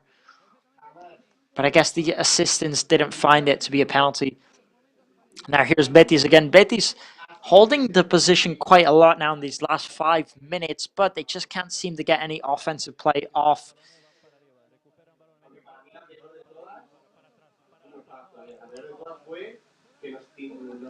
Every ball that Real Betis seem to get, they just seem to play it back all the time. It looks like the centre backs are doing all the work for Real Betis. Now here's Guy Laddin holding the ball well. Lovely turn there from Guy Laddin to get past his man. Now Guy Laddin tries to take it down, but it loses it. Now Real Betis. Pellegrini, lovely dribbling past one or two players, but again, just loses it. Now here's Mojica. Mojica stops and plays it back into Samu Costa. Now here's Pablo Maffeo on that right-hand side of the box. Plays it into Robert Navarro. Robert Navarro, lovely play there. Plays it back into Pablo Maffeo. Puts in the cross. Johan Mojica gets on the edge of it. And I just think he didn't expect it, and he just puts it over the post. I just think he wasn't expecting the ball to get to him. I think he was expecting the Real Betis player to clear it. It's a poor effort there from Johan Mojica with his left foot. But again, another very good chance here for Real Mallorca. It just looks like, I just think he wasn't expecting it, and he just tries to push it in with his left foot, but it's no good. It's a lovely through ball into Robert Navarro. Here's Pablo Maffeo on the edge of the box. Tries to place it through to Guy Laddin. And the ball just goes through. Guy Laddin almost getting on the edge of that. And Real Mallorca are definitely putting on the pressure here. What a ball that was there from Pablo Maffeo. Just lifts it up. Oof. And tries to play it through. It just goes wide. Now it's a foul here for Real Betis. Real Mallorca were trying to get the ball back there in their own half, but it's a foul here. Taking a look at the replay here. It just looks like he steps on his foot there, Samu Costa.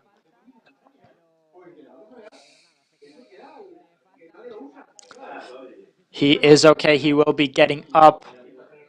Luckily, it's nothing too serious.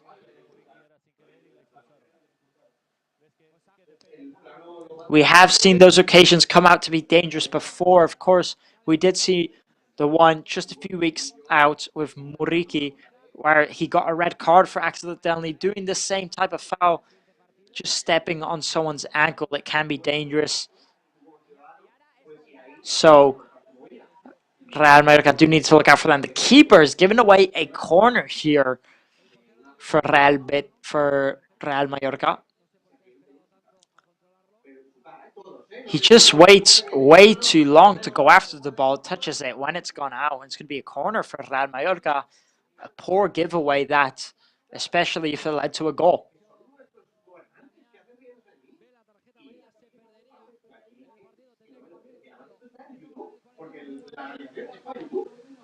Now here, Real Mallorca is going to take the corner. Sergio Darder takes it on the edge of the box. He takes the shot off, but it rebounds and it falls right into Adrian's hands.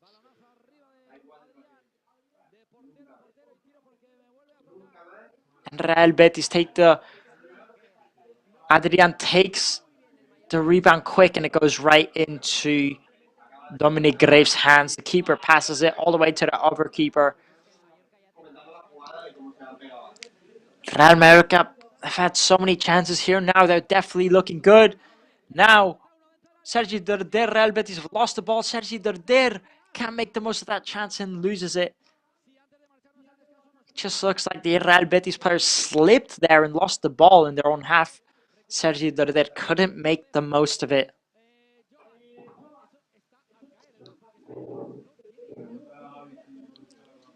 Real Betis looking very lost in this match here now. They keep on losing it, making mistakes. Offensively, they've not made any chances. Real Mallorca are definitely the dominant side so far. It's looking like a very good match here. But I think the only positive here for Real Betis is they are going into the second half 0-0. And of course, that can be a big advantage for them as they are playing away.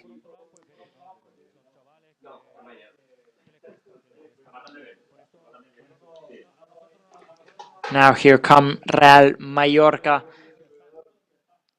Antonio Rey with the ball.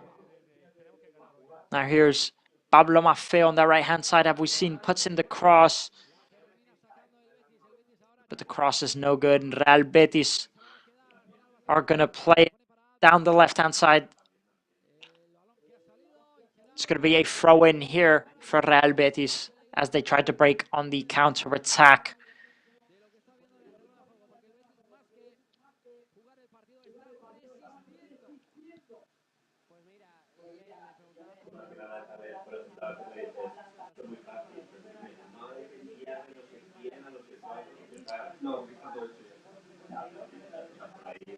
Now Real Betis is taking the throw-in, try to play in the header, but it falls in the hands of Dominic Grave. Now Dominic Grave is going to play it short. Real Mallorca definitely looking like the stronger side in this first half. It's definitely a good start here for Real Mallorca. And a dangerous pass here into Dominic Grave. Real Betis almost got on the edge of it. Dominic Grave tried to clear it, and Real Betis player just got his foot in on time, and it could have been very dangerous. Luckily, Dominic Grave picked it up just after that. Now we've seen two very dangerous back passes to the goalkeeper that have almost could have been bad. Real Mallorca definitely need to look out on that. Now Jesus Rodriguez tries to put in the low cross, and it's no good. Real Mallorca clear it. Guy Larin just falling down there.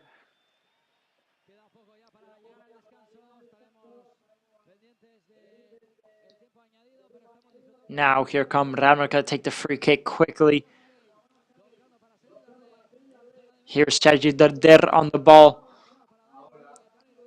Plays it into Dani Rodriguez. Here's Robin Navarro breaking free. Tries to play through into Guy Larin, but the pass is no good. Now Real Betis have the ball. Can they break on the counter-attack? Here's Isco. And it's a foul here for Real Betis.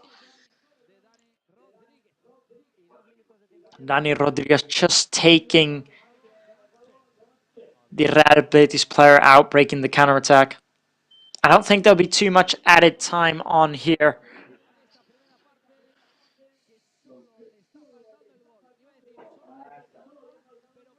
I think Real Mallorca have been great in this first half. The only thing that they're missing is a goal to help them, but I think everything else has been great. They've had the chances. They've definitely had the ball a lot. They've looked good, confident. I definitely think the manager will be happy with the performance so far.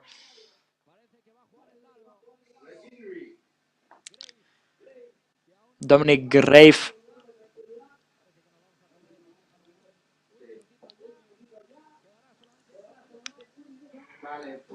The referee has added on 1 extra minute of added time. Now Dominic Grave takes the goal kick. The goal kick goes out. The Real Betis player couldn't control it. It's going to be a throw-in here for Real Mallorca.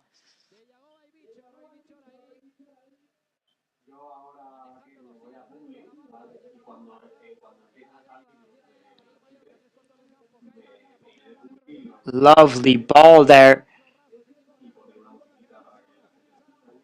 Here's Samu Costa just holding on the left-hand side. Not sure what to do. He's holding it very well. Manages to turn around, puts in the ball into Guy Larin. Guy Larin takes a touch. And it's no good. He just couldn't get the shot off on time, and it rebounds between him. It's a goal kick for Real Betis. It was a lovely ball from Samu Costa into Guy Larin, but the touch was just too heavy. And the referee has blown his halftime whistle. That is the end of the first half. What a first half we've had there. A very, very exciting first half, especially if you are a Real Mallorca fan. Now for Real Betis, on the other hand, I can't say too much. They definitely haven't been looking good. I don't think they've had a shot on target yet, Real Betis. Real Mallorca created so many clear big chances. I see some Real Betis players warming up. Maybe the Real Betis manager could be looking to make some changes here. as his team is not looking the sharpest so far. Manuel Pellegrini, the manager for Real Betis, sending those players to warm up. But as I was saying, this first half, very, very sharp from Real Mallorca. I just think they've been on them. They've been playing good. They've been playing offensively. They've been good defensively. They've been very good. If they can keep this up now in the second half and not lose the concentration, then I definitely think Real Mallorca will bring home the 3 points. Of course, let's not get too ahead of ourselves. It's not over here for Real Betis. It's still 0-0. It's a good result for Real Betis going into this first half. And I just think Real Betis will definitely need to go for a different approach if they want to get back into this. Whereas for Real Mallorca, I definitely think they want to stick to this style of play as it's working for them so far. Of course, Real Betis options on the bench, but not too many. As I said, they have about 9 players out here today. Real Mallorca definitely have quite a few options on the bench to bring on, but it's been a spectacular first half. As a neutral, I'd say, and as a Real Mallorca fan, if you're a Real Betis fan, then definitely not an excellent first half. They'll be looking to switch it up as soon as possible because I could say they're lucky to not concede it in that first half. We've seen 4 or 5 very, very big, clear chances here from Real Mallorca. But I just think in the second half, we're definitely going to see some goals. Hopefully from Real Mallorca. I do think it will be from Real Mallorca. But I definitely think on the second half, we're going to see quite a few goals. Despite both of these sides not being teams that score lots of goals. As I said, Real Betis, the 4th team in the league with the least amount of goals scored. But can you blame them? They have so many players out. But we're going to go on a quick short break now. So do not go anywhere. We have plenty to talk about this second half. So don't go anywhere. We have a very, very exciting second half, and we'll be back shortly.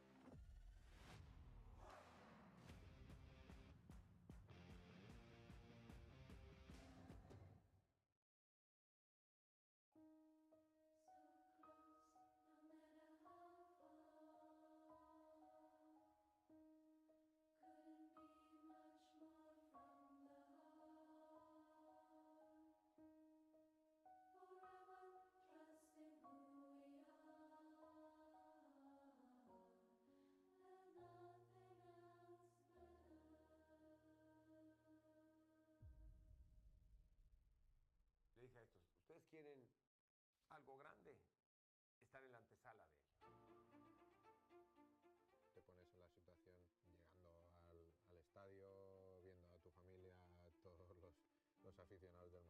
se te ponen los pelos de punta. From the first day I came here, everything went wrong. Él estaba liquidado, física y mentalmente. Liquidado. Y entonces se me ocurrió que merecía jugar y lo puse en la copa. ¿No tienes personalidad suficiente para decirle a este tío que no haga eso? Y al final tuve que entender esa vez, yo mando, cabrón, cállate ya, cállate ya.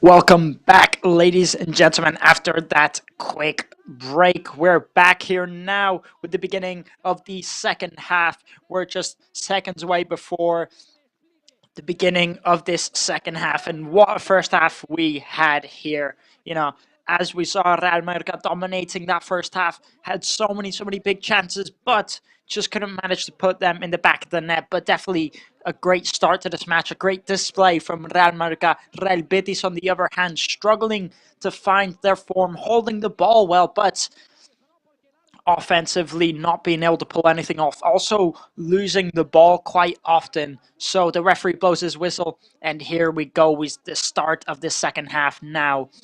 Real Betis are going to kick off. They're going to play it back through their center backs. And in case you missed that first half, the possession was very equal. It's 53% possession to 51% possession to Real Mallorca and 49% possession to Real Betis now. But looking at the shots, Real Mallorca had 13 shots with 3 on target, which you could say they need to do better. Definitely need to get more on target. But Real Betis have had 1 shot and only 1 on target. So Real Mallorca definitely being the better side offensively. Now we can just see Guy Ladin got a yellow card just there because he did try to get the ball from the defender, but he just clips him on the ankle. Definitely was a foul. Not sure if it was intentional or not. Doesn't look intentional, but Guy Ladin has just picked up a yellow card there.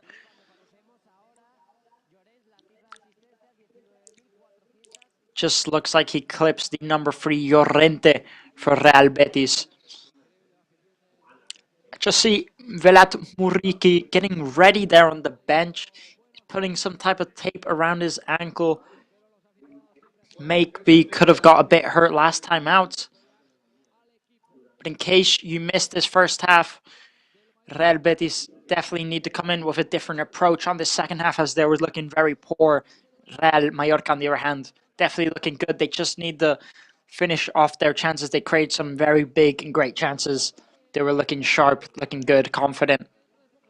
But they just need to get the shots on target. It's a foul here on Samu Costa. Just like the Real Betis player goes up to head it and hits him with his elbow on the head. Now Real Mallorca losing the ball, and here come Real Betis on the counter-attack. Isco with a lovely nutmeg there and a lovely pass. Lovely movement there from Isco. Now, Real Betis trying putting the ball, and it's right into the hands of Dominic Grave. Referee is going to stop the play as there is a Real Betis player on the ground here looking quite hurt. Looks like it's Vitor Roque on the ground. Looking at the replay here now. Omar Mascarell just fouls him here, and then it just looks like Copete goes in and fouls Vitor Roque too. But Omar Mascarell, I believe, is going to pick up the yellow card for the first foul.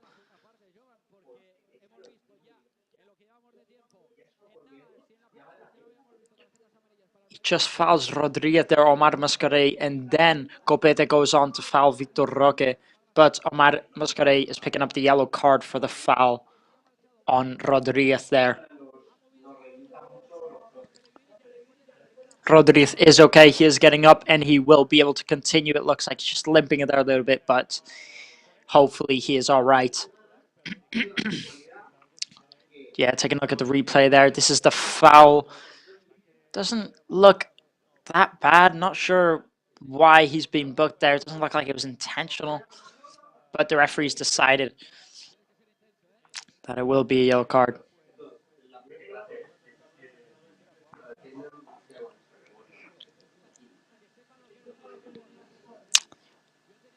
Now, Real Mallorca going to take the throw-in Real Betis half of the pitch. See quite a few Real Betis players warming up there. I see 5 players warming up on the sideline. They'll definitely need to change something soon if they want to get into this match. And now, here's Dominic Greif. Dominic Greif is going to boot it up, trying to get it maybe on Kai Larin's head. Kai Larin gets the header off, but it's no good. Now Real Betis have the ball. Here's Adrian.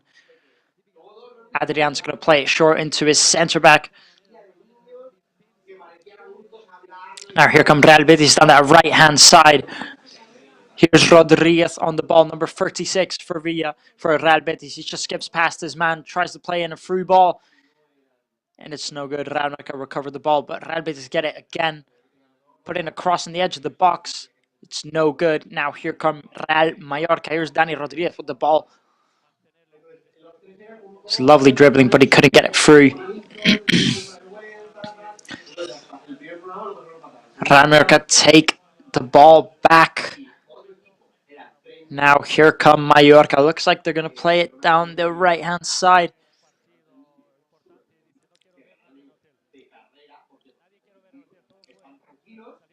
Now here comes Real Mallorca down that right-hand side. Can't make it work. Just looks like it was Pablo Maffeo on the ball.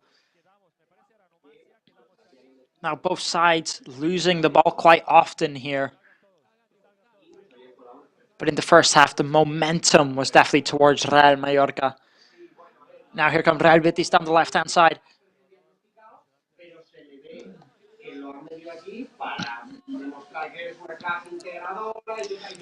Real Betis take on the shot, and the shot is too weak, too in the middle. It just goes right into Dominic Greif's hands.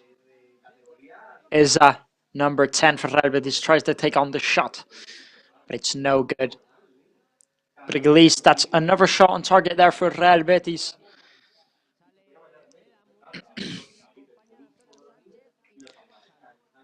It looks like Antonio Sanchez, Muriqi, and Takuma Asano are all going to warm up here for Real Mallorca.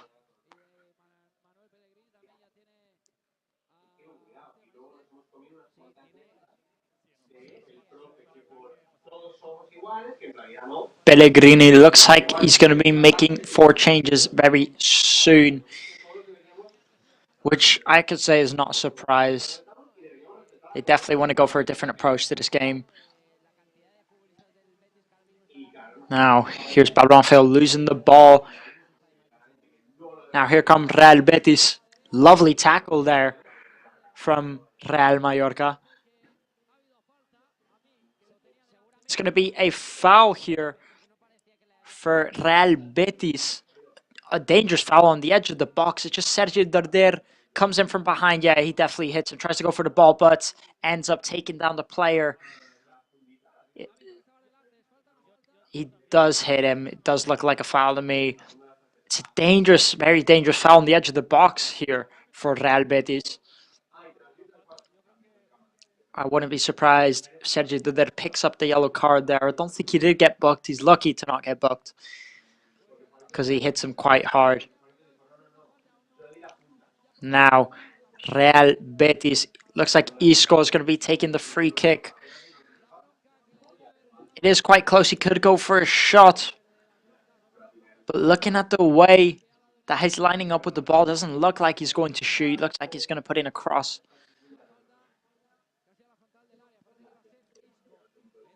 Now Isco tries to put in the cross, but it's blocked by the Real Mallorca wall. And it's going to be a corner here for Real Betis. Real Betis already looking a bit better than the first half.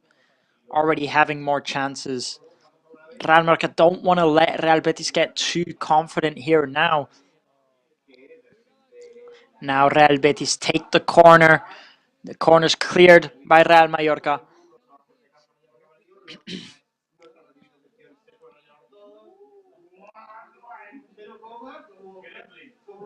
Now Real Betis are just holding the ball. Centre backs playing it between the other centre backs.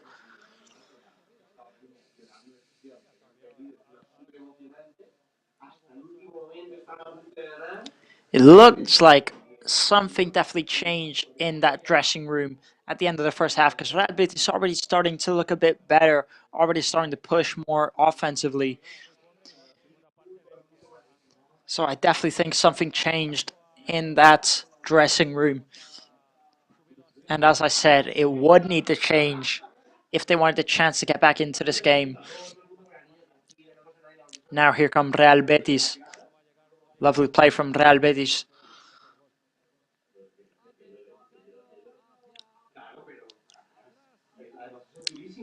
Not taking any risks for now. It's good ball play from Real Betis. Trying to take it through the right-hand side. It doesn't work. He's going to cut back and go through the middle. Lovely ball here. Now here's Abdel. Isco's going to play it down to the right back on the right-hand side. He's going to put in the cross. The cross is cleared. Real Betis trying to fight to get the ball back. But Real Mallorca just keep on clearing it. Now Robert Navarro picks up the ball. Sergi Derder into Mojica. Mojica plays a lovely through ball into Kai Larin. Kai Larin tries to play it through into Robert Navarro, but the pass is just way too soft. But what a ball that was there from Johan Mojica to play it through to Kai Larin. Now here come Real Betis down the left-hand side again. Here's Rodriguez on the ball. Rodriguez, lovely dribbling there from Rodriguez. But Pablo Maffeo just intercepted. It's going to be another corner for Real Betis. As I said, Real Betis already starting to look a lot better. Real Mallorca just shouldn't be allowing them to gain the momentum. Kai Larin clears the ball. Real Betis tried to put in the cross. Dominic Grave comes out and picks it up easily. Now Dominic Grave takes it quick. Here's Johan Mojica down the left. He's got Sergi Derder on his left. He plays it through to him. Sergi Derder back to Johan Mojica. Mojica, lovely through ball there. Tries to play it through to Samu Costa. And it's going to be a corner here for Real Mallorca. It was a lovely ball there from Sergio Derder to play in Samu Costa. Samu Costa just does so well to slide tackle into the ball there to gain the corner. I really do like the way Samu Costa plays. He's always been one of my favorite players in this squad. Just the way he runs, the way he's all over the place. He's always fighting for the ball. He is a player I do like. Now Mojica's going to take the corner. It's a poor corner there from Johan Mojica. It even bounced the ground before it got the edge of the box.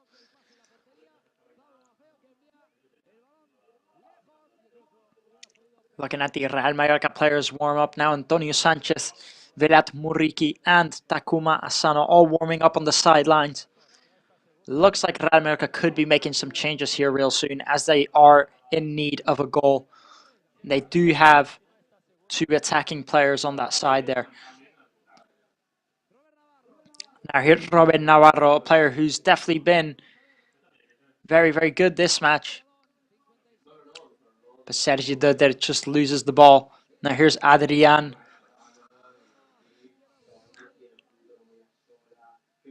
Real Betis are going to play it down through the middle.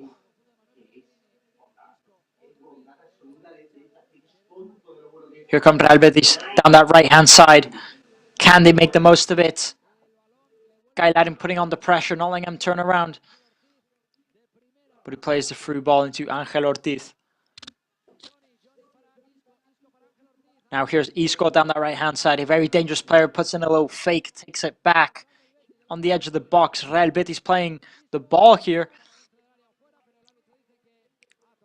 And it's going to be a foul for Real Mallorca. Just looks like the Real Betis player takes him down on the edge of the box. And it's going to be a foul here for Real Mallorca. That definitely could have been dangerous there from Omar Mascarell. He's lucky, I'd say, that the referee didn't blow his whistle. Because it almost looked like it was inside of the box or just on the edge. It could have been very, very dangerous there, that foul on Isco, but the referee decided not to award it. I definitely think Real Mallorca need to make a substitute soon. I definitely think they need a change in this team.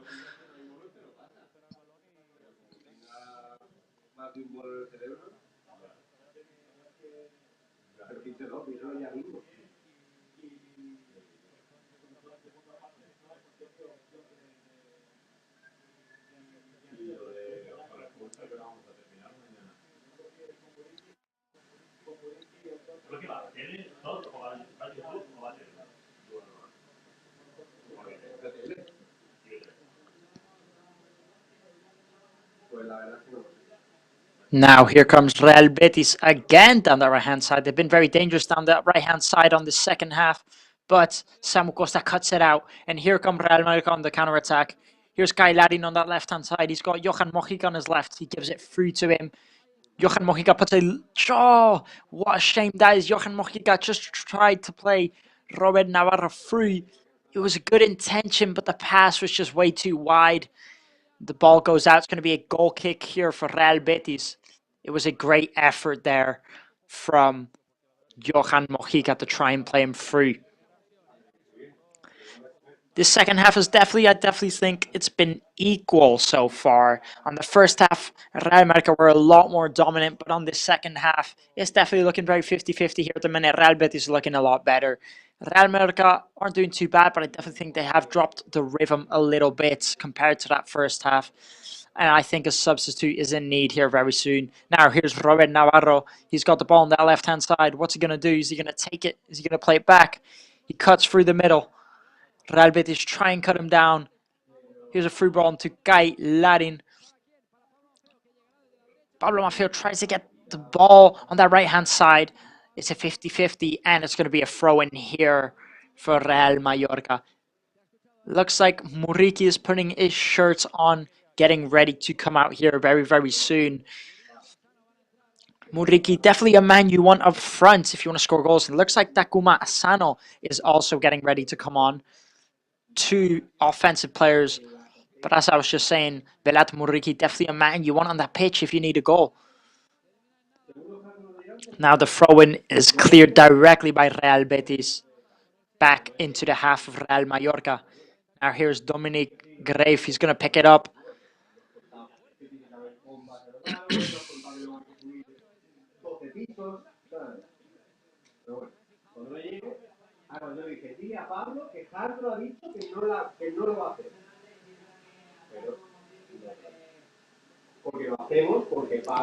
Now here's Johan Mojica is going to play it through to Robert Navarro on that left-hand side. What a ball that is into Kai Larin from Robert Navarro. But the goalkeeper comes out and gets it first. It was a lovely effort from Robert Navarro. Robert Navarro on that left-hand side has been looking so dangerous in the second half. He's just all over the place. If he keeps this up, he's definitely going to be my man of the match. Now, here come Muriqi and Takuma Asano coming on for Real Mallorca.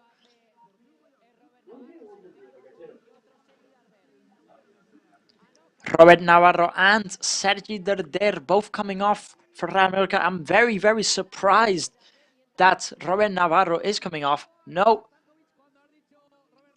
sorry, Kai Larin and Sergi Derder. The correspondent gave me the wrong information. It's actually Kai Larin and Sergi Derder. I was surprised when my correspondent told me that Robert Navarro was coming off because he's just been so good. He's been my favorite player, especially down that left-hand side in the second half.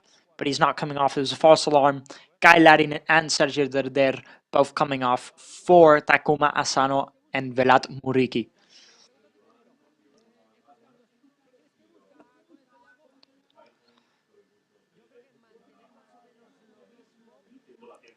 I definitely think with these changes that's been made, I definitely think Jacob Arrasate, the Real Mallorca manager, is looking for a goal. Looking at the substitutes, he's making two very offensive players, Velat Muriki and Takuma Asano, two players that play up front. It looks like Real Betis is going to make a change here too. Now here's Real Mallorca that couldn't make the counter-attack work. They're going to play it back. Here's Copete. Copete is going to play it through into Johan Mojica. Now Mojica, lovely skills from Mojica. Just tries to get through, couldn't get through. Robert Navarro pressing, not letting Betis come out.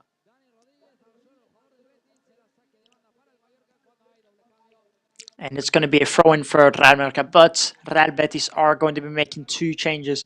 Looks like Juanmi and Bakambu are going to be both coming on here for Real Betis. It looks like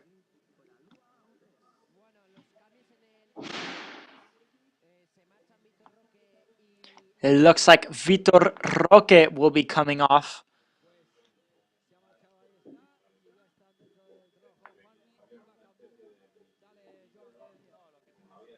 It looks like Vitor Roque and Abde will both be coming off here for Real Betis.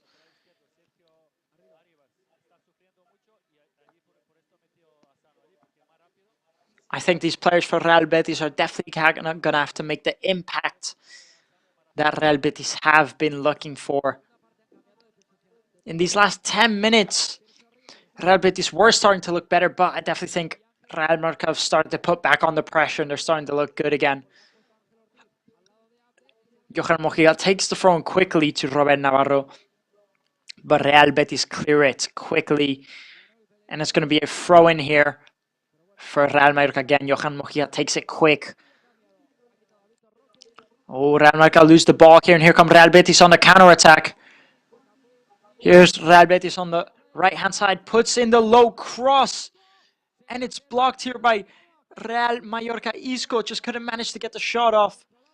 It's going to be a foul here for Real Mallorca on the edge of the box. What a chance that was there. Bakambu putting in the low cross on that right-hand side. It was a lovely cross. But the Real Betis player just couldn't get the shot off on time. And Real Mallorca arrives on time to block it. Real Mallorca definitely have to keep their guard up if they don't want to go down in this match. Robert Navarro just getting fouled there.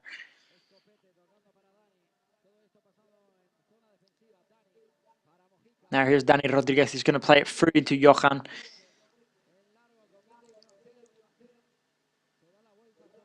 Copete not sure what to do here. He's going to go through the middle. Tries to play it through into Robert Navarro. It's no good. He gets it back. Now here's Robert Navarro down the left-hand side. He's been so dangerous. He's going to play it back into Dani Rodriguez. Here's Samu Costa. Here's Mojica. Mojica plays it through to Robert Navarro. It's going to be a throw-in for Mallorca.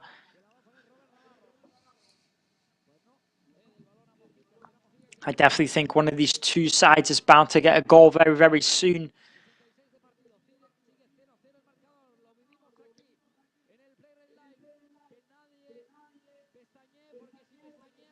Now Mojica plays back. Do not blink during this match, ladies and gentlemen. It's been such a close match so far, such a good one. So much is happening. Now here's Samu Costa. He plays it into Omar Mascarell. Samu Costa back again. Lovely pass into Dani Rodriguez. Is he going to take it down the right-hand side? Yes, he is.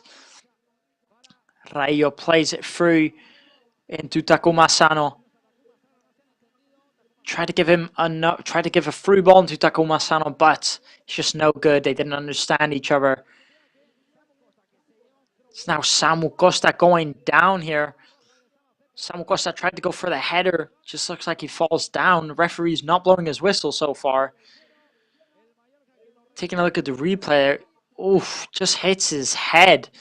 I think it definitely should have been a foul. I definitely think the referee should have stopped the play. As it did look like a head injury to me on Samu Costa, and it definitely looked like a foul. I'm not sure why the referee has not stopped the play to check on Samu Costa there. And without the referee blowing his whistle, the medical team rushed onto the pitch. And I mean, it's definitely a head injury, definitely hits him, and it could be dangerous. So I'm not quite sure why the referee's not blowing his whistle there. It's bad from the referee, I think. And on the rule book, if there is any type of head injury, the referee has to stop the play immediately. And he's not stopped it. I think that's very, very bad there from the referee. And I think it's good that the medical team rushed on the pitch without their permission.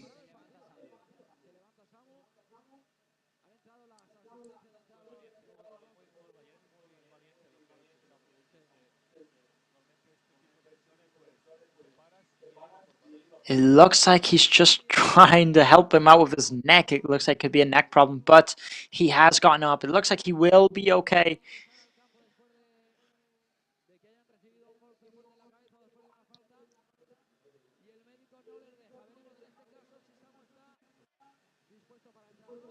Hopefully Samu Costa is okay. Samu Costa is back on the pitch now. He is all right.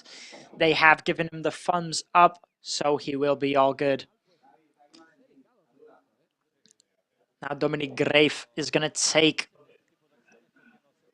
the long ball. Lovely through ball there. And the ball's just gone too wide. The chip has just gone over. What a ball that was into Dani Rodriguez.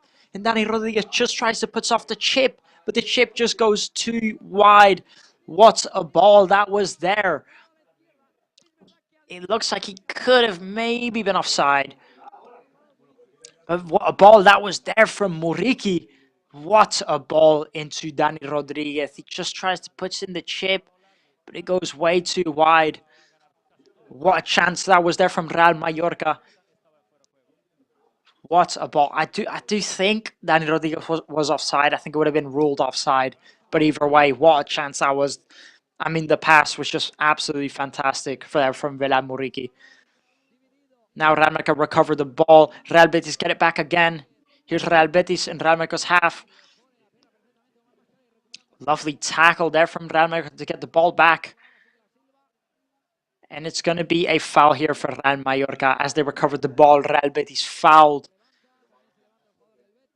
Samu Costa on the ground again. It's going to be a foul here for Real Mallorca. See Omar Mascarell going down in the ball there. Looks clean to me. Then Copete tries to get it in. Samu Costa just gets taken down there between two players, and it's a foul. I think the referee did well there. I think he made his choices correctly.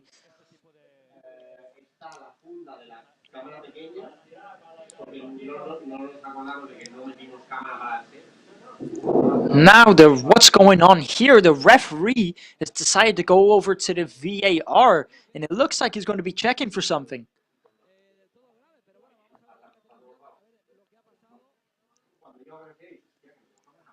The referee's not quite sure what happened there because there was 2 or 3 fouls between that play, and it looks like he's just checking it now.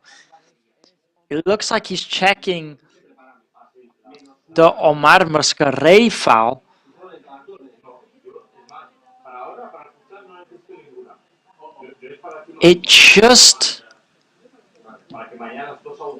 It's quite a tough call. The referee's made his decision, making his way back to the pitch. He's checked the VAR, and he's been sent off here. Omar Mascarell's been sent off with a red card. in the 72nd minute in the match. What is going on here?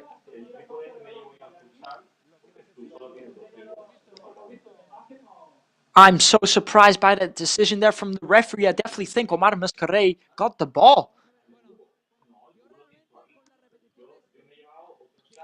I do have to see the replay again just to make sure.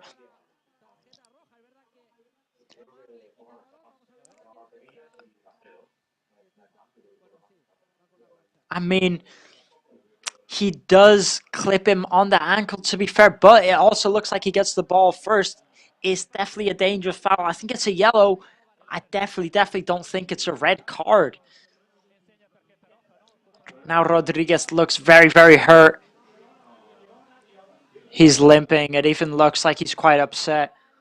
All prayers go to Rodriguez there. Hope he has a speedy recovery. We wish you all the best, Rodriguez. Hope you are okay. You do have to feel bad for him. Now, Real Betis are going to have to make a change due to Rodriguez coming off due to that injury.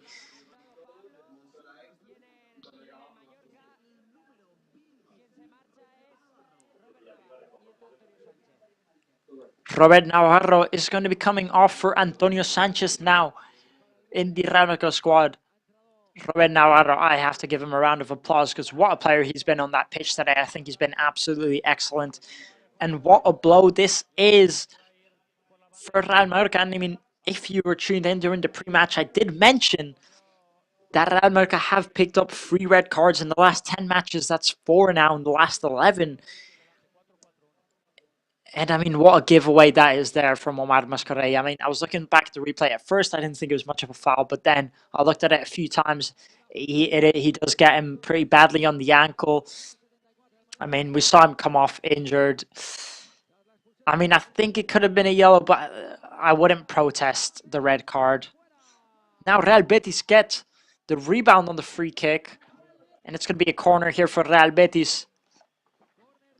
Now, this is going to be a very dangerous 15 minutes for Real Mallorca. You have to feel bad for Rodriguez. I just see him taping some ice around his ankle now. Hopefully, he does get better soon. I wish him all the best. Now, Real Betis take the shots, the long shot on, and the ball's gone massively wide. It's going to be a goal kick here for Dominic Grave.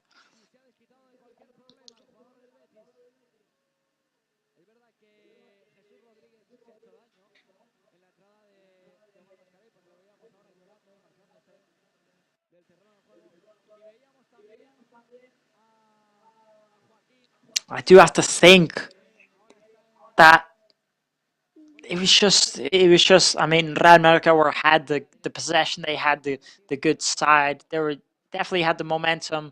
I'm just wondering why Omar Mascarell has gone to the ground and done that. I mean, I get he's going for the ball, but there was just no need to go in for a dangerous tackle like that.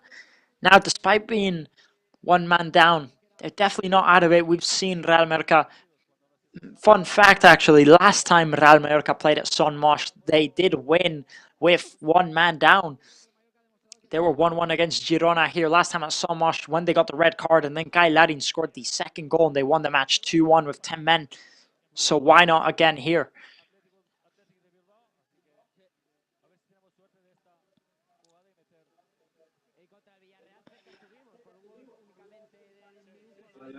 Now, Real Madrid are going to take the free kick in Villarreal's half. Mojica puts in the cross into that 2nd post, and the ball's just gone way too wide. It's a poor cross there from Johan Mojica.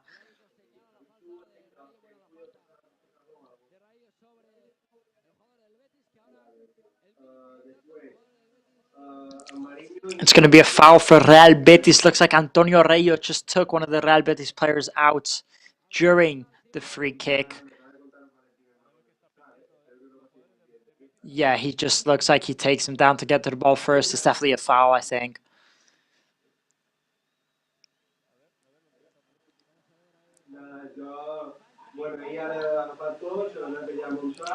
It's nothing too much, nothing too heavy. Definitely not a card or a booking. He does go down pretty easily. I don't think it's anything other than a foul.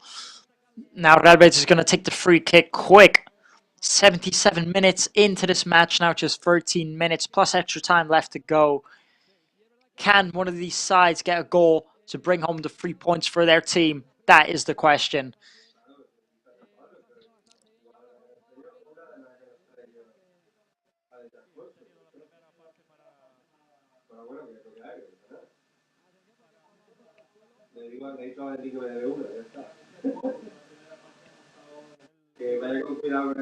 Now Pablo Feo's on the ground limping here. Looks like he will be okay though. Pablo Feo, also a player who's been very good today. Offensively and defensively, he's been up and down the pitch. I definitely think he's been very good today as well. Now Johan Mojica recovering the ball there. Now here come Mallorca down the left-hand side, playing it free into Johan Mojica. Johan Mojica can't make it work. Real Betis recovered the ball now. Now Real Betis just dribbling, and he's lost the ball, and it's a throw-in for Real Mallorca. Johan Mojica takes it quick, and they're going to play it back into Copete. Now here's Rayo. Rayo plays it back to Dominic Grave, who's going to boot it up. Looking for Muriqi here.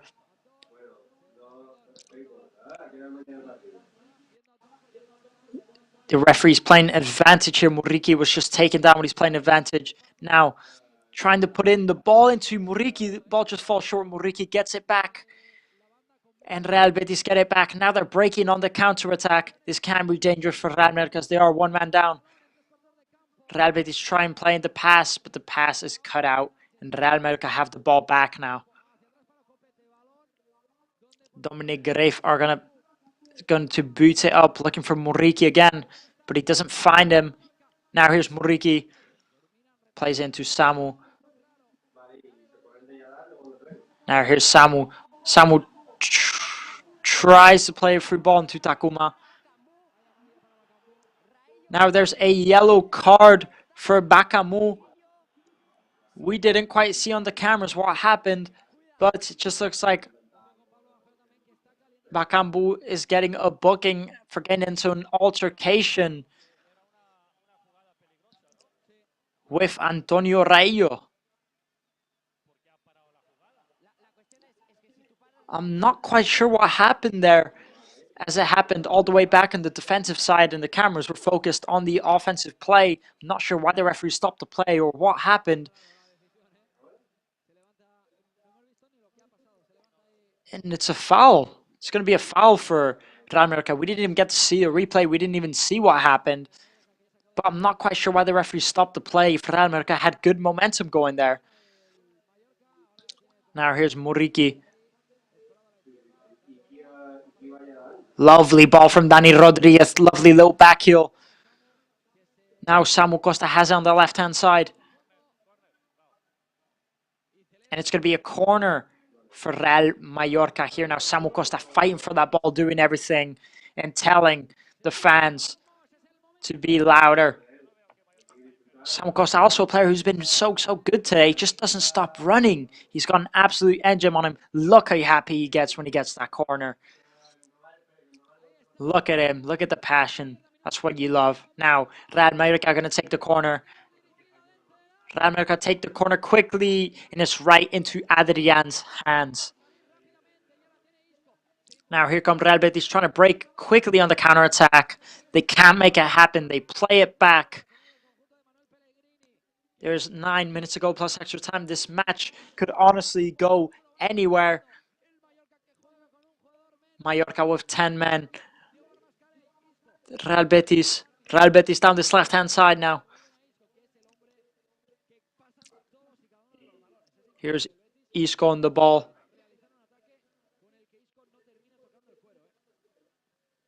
Now here comes Real Betis down the right-hand side. They've switched it through. Try and put in the cross. It goes right into Dominic Graves' hands. It looks like he fouled the keeper quite hard there, the Real Betis player. And I'd be surprised if it wasn't a booking here. Now the medical team is rushing onto the pitch here for both players, for Dominic Graves and for the Real Betis player, who just doesn't... Isco just looks like it definitely doesn't look intentional at all. It just goes for the header, gets the keeper. But Isco and Dominic Grave both on the ground now. It doesn't look intentional at all. Looking at it from the first perspective, I thought it was intentional, but definitely wasn't.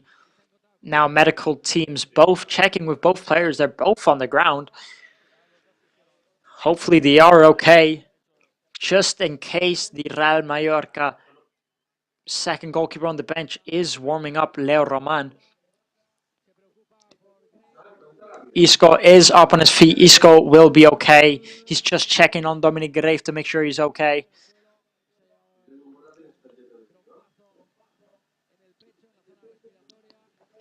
It just looks like he just hit him in the chest. He could be winded. Hopefully it's nothing too serious. The fans aren't happy with this referee here today. I mean, I do believe he has made some bad calls, this referee. I don't know if Dominic Grave is going to be able to continue in this match. I do hope he is okay. If he is not able to continue, they will have to bring on their second goalkeeper, Leo Roman, who I have seen play quite a few times, and he has impressed me. He is a good goalkeeper, good replacement to have.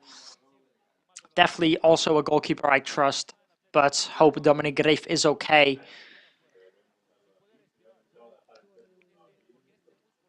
Yeah, I mean, Isco just bashes into them there very hard. Looks like he will continue for now.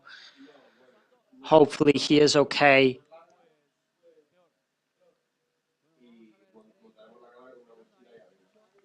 Hopefully Grave is okay. He does look quite hurt. He is touching his thigh. Hopefully he is okay. We're 84 minutes in here now. Just about 6 minutes to go plus extra time. And hopefully Dominic Grave is okay.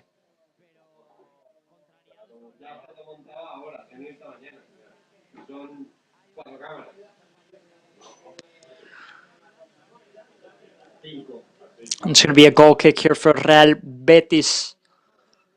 This match could really go either side at this point.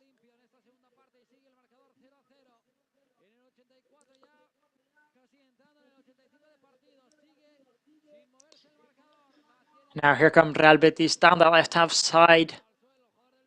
And it's going to be a foul for Real Betis in the Real Mallorca half. Isco just got taken down there. Yeah, it's definitely a foul. No question about that.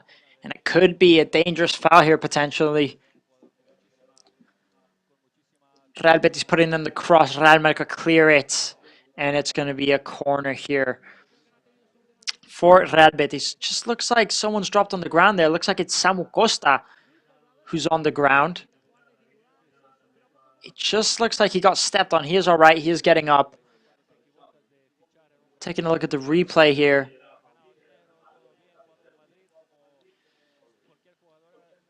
Now, Real Betis is going to put in the corner. The corner is no good. Here comes Real Mallorca on the counter-attack. He can't make it work. And it's going to be a goal kick here for Real Mallorca. In the past 10 minutes, we've had about 3 or 4 players on the ground injured. So, I do think there's going to be maybe quite a few minutes of extra time. Maybe 5 or 6 we're looking at, I think. Because there have been so many players on the ground within these last 10 minutes. Lots of injuries. We've had plenty of drama this match between the red card and the injuries and all the chances. Looking at the first half, I definitely would have told you that Real Mallorca were going to win this game. And they looked way better. But looking at the second half, I mean, it's been fairly equal. Yeah, it's been equal from both sides. It's been very 50-50. I couldn't tell you who would win it now in these last stages because it's just so close. And of course, you do have to take in mind that Real Mallorca are 1 man down, playing with 10 men. Now there's about 3 minutes to go plus extra time. Can any of these teams bring home the 3 points for their fans? Now here's Isco. Isco trying to get through. He's taken down by Real Mallorca players. And it's going to be a foul for Real Mallorca in their own half.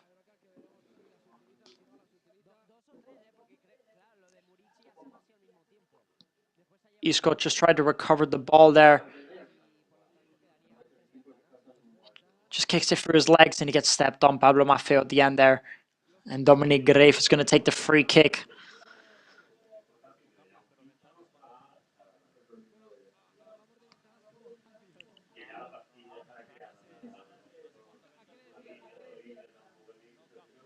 Now Dominic Greif playing it long. Both of the teams battling in the aerial for that ball. Real Betis managed to bring it down. Play it through the left-hand side. But Real Mallorca recovered the ball. And he's going to boot it up, try and play it long into Velat Muriqi. It's no good. Velat Muriqi recovers it again. Now here's Velat Muriqi.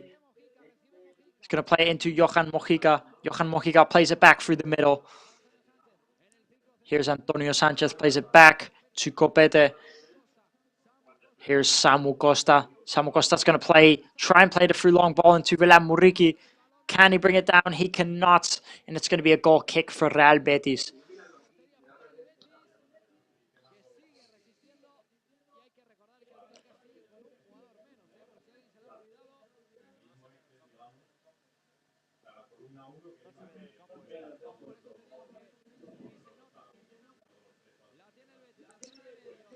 Now, here's Real Betis down that right-hand side on the edge of the box.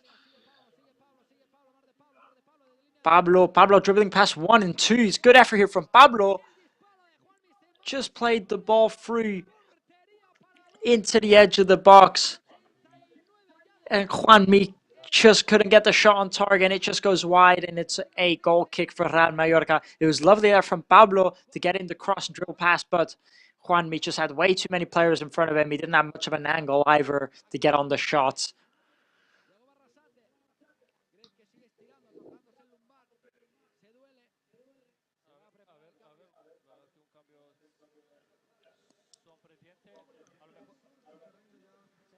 Now, Real Mallorca are going to be making a substitute here. Mateo Jaume is going to be coming on for Pablo Maffeo in this match with just about 1 minute to go plus extra time, which I reckon will be about 5 or 6 minutes with the amount of time we've had due to injuries and players on the ground. So we still have about 7 minutes total time if they do add on the amount of time I said.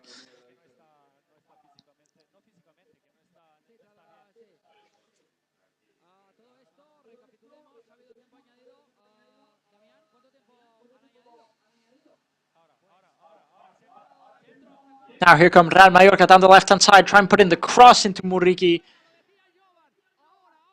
It was a very, very good effort there from Real Mallorca trying to find Muriqi, but the ball was just cleared by Real Betis.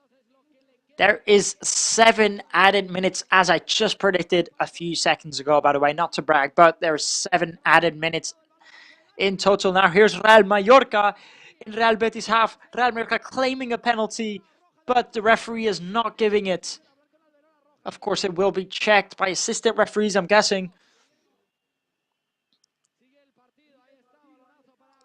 Now the ball continues in play. Velat Muriqi tries to bring it down, claims he's been fouled, and the referee has given the foul.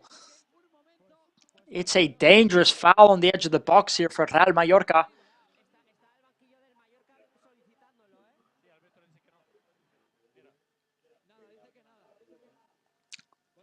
The referee has decided he is not going to check for the penalty, and it is not.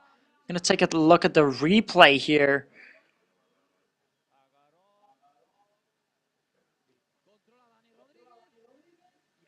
Taking a look.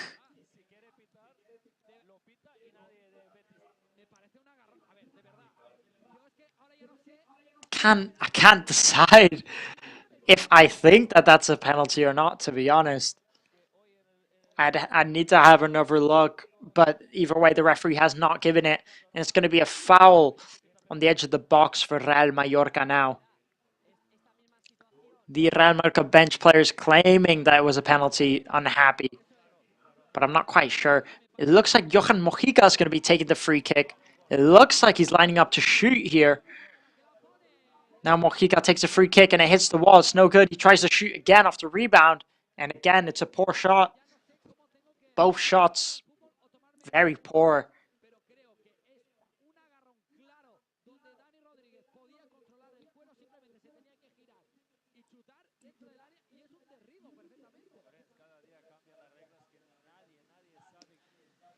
Thinking about that penalty and looking at the replay, I actually think it was quite a penalty because I do think he grabs him and brings him down as he falls. I think Dani Rodriguez, all he had to do was turn around and shoot, and he couldn't because he was grabbing his shirt. I think it could have been a penalty. I'm surprised the referee didn't check it. Now 93 minutes in here, 4 minutes to go of added time before the end of the match. Now here come Real Betis. Real Betis play it down the right hand side. Here's Pablo. Pablo doing very well to dribble there. Real Mallorca clear it. Samu Costa getting a bit into an altercation with Pablo.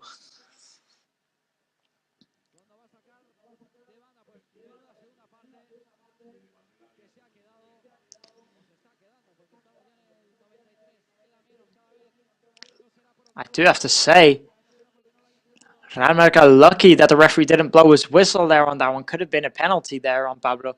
But anyways, here come Real Betis. They're playing it back to Adrian, the Real Betis goalkeeper. Both teams going for the late minute winner here. Which one of them are going to get it? Are they going to get it? Just about 3 minutes left here now.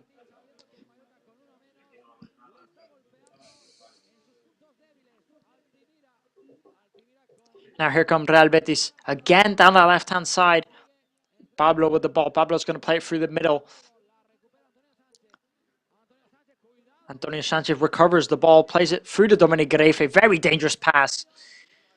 Again, another dangerous pass to the goalkeeper. Dominic Grefe managed to clear on time, but again, they need to watch out with these dangerous passes.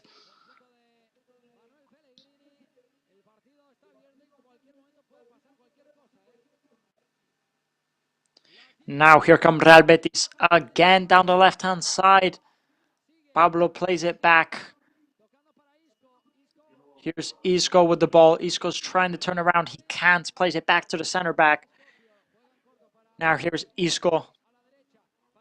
Isco plays it down that right-hand side. Here's Pablo. Pablo on the ball. Pablo's going to take him on 1v1. Tries to play it into the box. It's no good. Real Betis recover. And Real Betis with the ball on the edge of the box here. Lovely pass down that right-hand side. Puts in the cross. And it's a goal here for Real Betis. It's a goal here, Real Betis, in the last minutes of the game. Just about 2 minutes left before the full time, and Real Betis have gotten the winner. What a shame this is for Real Mallorca. And I mean, I'm just lost for words. It's a lovely ball there from Isco. Lovely through ball down that right-hand side. The cross is just so accurate. Puts it right on his head. All he has to do is shoot, and he gets it on target. There's enough power on it for it to go in. What a ball that is from Isco down that right-hand side. Just puts in the cross, and what a finish that is. I do have to say, it's a lovely goal there. And it's such a shame here for Real Mallorca. Bakambu, it's a lovely header, and it's a lovely build-up play, lovely cross. There's nothing you can say about that goal.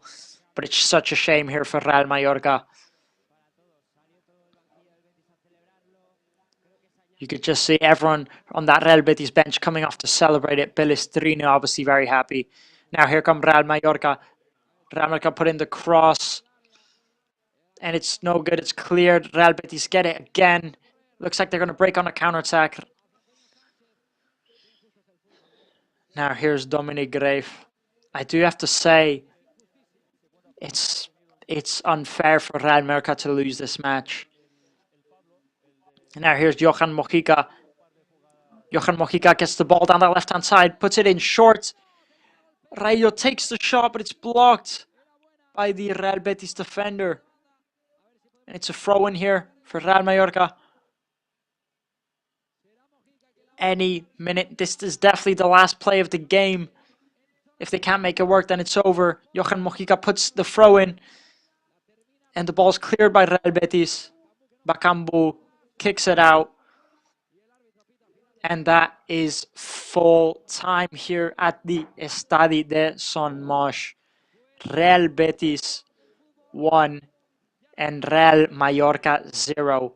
What a shame this is for Real Mallorca to lose it in the last stages of the match. And how unfair is this? I'm definitely lost for words. Definitely lost for words at the minute. And I mean, it was a lovely play, that goal from Real Betis, no doubt about it. Lovely play, fair play to Real Betis. What a through ball that was from Isco, and it was a lovely cross from Ortiz into Bakambu. But you have to say, just watching the first half, Real Mallorca was so much more dominant. In the first half, they had 13 shots on Real Mallorca, but the problem is they just couldn't manage to score them and get them on target. And even in the second half, it was so equal, but of course, Real Mallorca were one man down, and they were playing at Real Betis level. So if I had to pick who deserved the win, I'm definitely picking Real Mallorca. But it was always going to be a 50-50 in that second half because they were just looking so equal. But I think that red card could have cost the match for Real Mallorca. I definitely think the red card cost it for them. And it's such a shame here for Real Mallorca. And I mean, I don't think Betis deserved that win at all. But that's not how football works. It's not who deserves it, it's who earns it. And Real Betis got the goal. Mallorca didn't. So Real Betis win. Fair play to them. And I mean, these Real Mallorca supporters are definitely going to be leaving the stadium upset. You know, upset with the team, disappointed more than everything. And you know, it's been 42 days since Real Mallorca played at home, and to come back to this, you could say, very sad, disappointing loss. It's definitely going to take a toll on these Real Mallorca fans. And, you know, it's just a shame here for all these Mallorquinistas and the players. Despite all the odds going against Real Betis, you know, they still managed to pick up the win 1-0. And again, that's another match Real Mallorca go without scoring a goal. And now you definitely have to start to point the fingers and question where the goals coming from, how are we not getting goals. Real Betis decide, you know, they didn't do much offensively. I think the defense was good, and I think the problem this match was definitely with the offense. 100%. You can't go into this match not scoring a single goal. That's 4 matches now without scoring a single goal. You definitely have to start to point the fingers, you know. I definitely think the other matches, you know, it was the whole team you could blame, you know, against Pontevedra, against Real Madrid, against Villarreal. But this match in particular, I think the defense was really good. I think the whole team was good, but it's the offense that are missing to do their job, to get the goals. I mean, just within the first half, 13 shots and only 3 on target. You definitely have to start getting better. You have to start getting more goals. And I mean, Real Betis is the 4th side and the 4th team in the league with the least goals scored. And, you know, you could see that here today. Offensively, they weren't good at all. There was about 10 minutes in total where they were good offensively. That's about it. But in the last second, of course, they did get that amazing goal, which fair play, because that was a good goal. I don't think anyone can complain about that. It was a great goal. I don't think you could blame the defender for that goal at all. It was just, yeah, a lovely goal. I think the defenders did their job. I think they should be disappointed with the offensive players, the people who didn't get the goal, the strikers, the people that need to get the goals. I just think they didn't show up today. They weren't there. And, we didn't see much from our strikers. Now, here's the words from Dani Rodriguez. How are you feeling? Very, very, very bad. I think team, we did a really good performance. I think we were very intense. We kept on running. But it's true that we didn't get, the goals we needed. But it's true that we forgive too much. But, I think after the red card, that we were still good, and I just don't understand how it was a red card. And the referee said that, that the VAR told me it wasn't penalty.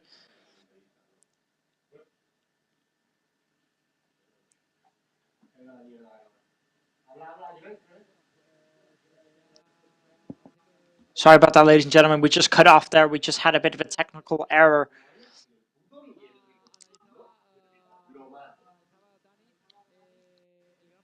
Just trying to get word from the correspondent. We're going to get that interview back. Sorry about that. We just had a bit of a technical error. It just cut out. But as Dani Rodriguez was just saying, really, really, really bad. Really bad performance. I mean, the penalty, everyone can give their own opinion on that. It's a controversial one. I definitely think it was a penalty.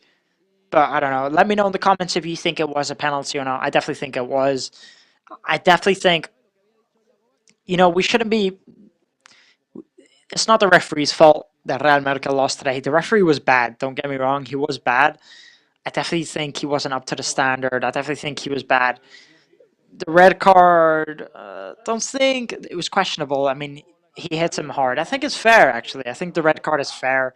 I think Omar Mascarell shouldn't have dove into that tackle. There was just no need. Real Mallorca were doing so much better, and it's just a silly tackle. There was no need for it. I don't think it's the referee's fault they lost, despite him being bad, despite one or two penalty decisions being controversial. I think it's the team's fault. So, yeah, I just don't think blaming the referee is fair. I don't think he should be bringing up the referee. I'm sure he's just in the heat of the moment, but I don't think bringing up the referee is fair. I think it's the team's fault they lost. As he said, they didn't get the shots. They didn't get the shots they needed on target. That's the problem. That's where the problem's coming from. Not scoring. It's just that's what the team is missing. I think the team is missing goals. Right. I mean, you could say that for any team, but it's just going 4 games without a single goal. And it's not like they're playing top opponents. They played Pontevedra, her 4th division team. Sure, they played Madrid. But then they played Villarreal, Real Betis, teams that are similar, if not Mallorca, are even doing better. They just can't manage to get a single goal. And you've got to start to question the offensive play. You've got to start questioning, should have the manager signed more offensive players in this team? Because at the minute, none of them seem to be giving a threat. I mean, when Muriqi came on, he did play decent. He was giving 1 or 2 really good through balls, but when it comes to actually shooting and creating offensive threats, I wasn't seeing much of it. And Kyle Larin the same. I mean, he had 1 or 2 chances. He didn't get them on target. They were really poor. They were soft. I just think the strikers need to step up their game. And Kyle Larin, he's a good player. He knows how to do it. He's got 5 goals this season. Just last time out at Somosh, he scored 2 goals against Girona, 2 very important goals. He's got the quality. He can do it, but he's just not. So I just think they need to fix that problem. I think they need to work on their offensive play. I think the problem, as I said, is the goals that they're just not coming in. They need to be coming in. If Real Mallorca would have got a goal in that first half, they would have won it, I think. I think if Real Mallorca scored early on in the first half, all those chances that they had, because they had loads, then they definitely would have walked away here with a win, But I think the only reason Real Betis actually won this match is because Real Mallorca didn't score. So I think Real Mallorca, the defense was great. The midfielders were all over the place, but the offensive was missing. And because the offensive aren't doing their job, if you don't get a goal soon, the more time you go without scoring, the more time the other team have to realize that they can score and they're going to score. Yeah, as I was just saying, I think Ramaka lost here today because they didn't score a single goal. It might sound obvious, but it's true. Here's Jacob Arrasate. How do you feel after today's loss? Yeah, you know, we had a really good first half. We all put in loads of work. We're in the match again with 10 men. You know, it was a good goal, and it's just unfair, the result. Well, if it's fortune or not, I'm just falling out of love with the sport. You know, there's so many matches that we're playing with 10 men, or there's penalties that aren't been giving and the referees aren't good. And we're just waiting to see who's on the VAR.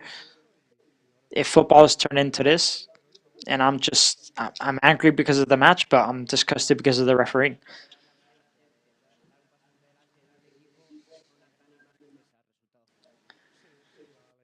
What image does the team leave?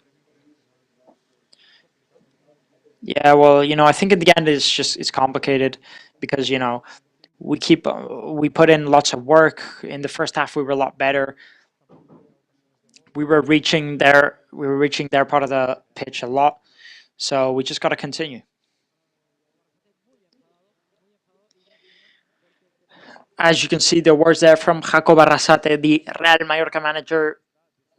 As you can see, very, very upset with the refereeing, it seems.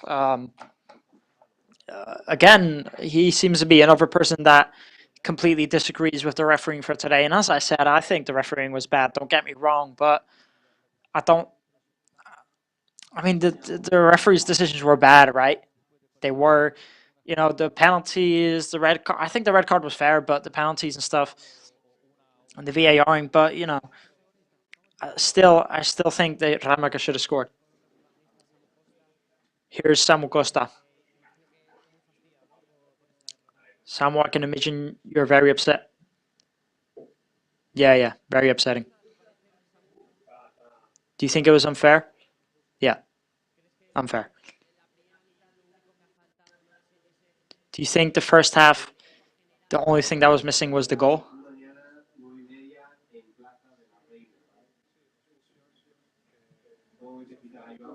Yeah, you know, the player getting sent off, the penalty. We just have to work hard and continue playing hard. It's that way. Thank you.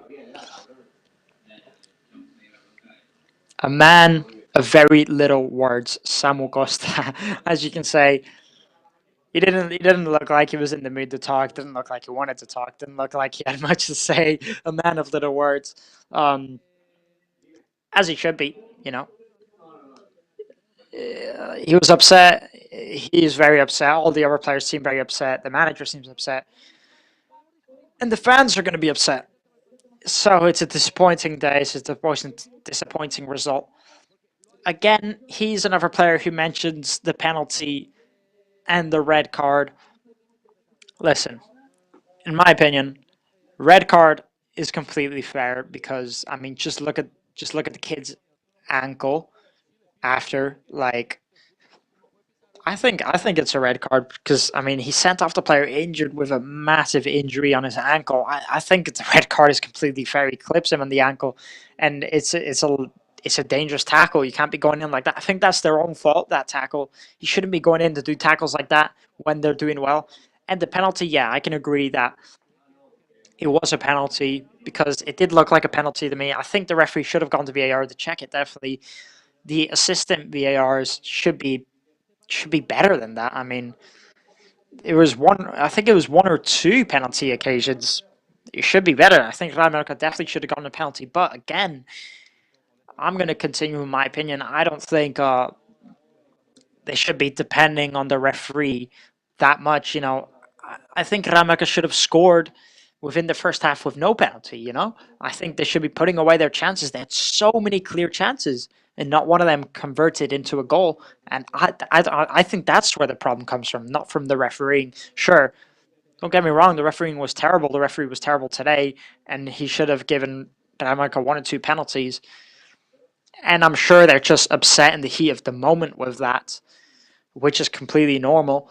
But I don't think that's why Dinamarca are losing recently. In Villarreal, you can't blame on the referee. And in Madrid, you can't blame on the referee. In Pontevedra, you can't blame that on the referee. So, you know what I mean? The referee was bad, but I don't think that was why. Here's Sergi Darder. Sergi, a match that we probably deserve to win. How do you feel? We did things bad to not win. We did, a really good first half against, a big team like them. I think we were better than them, and even with 10 men, I still think we were better.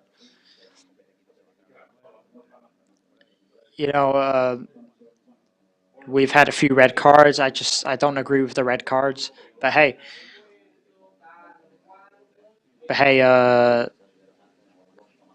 Danny was very upset with the penalty. I think the referee should have at least checked it. But hey, what depends on us is the result, and we just have to start fix that and get better. It wasn't enough. These last 3 matches, we keep on losing. It's not enough. We have to get better.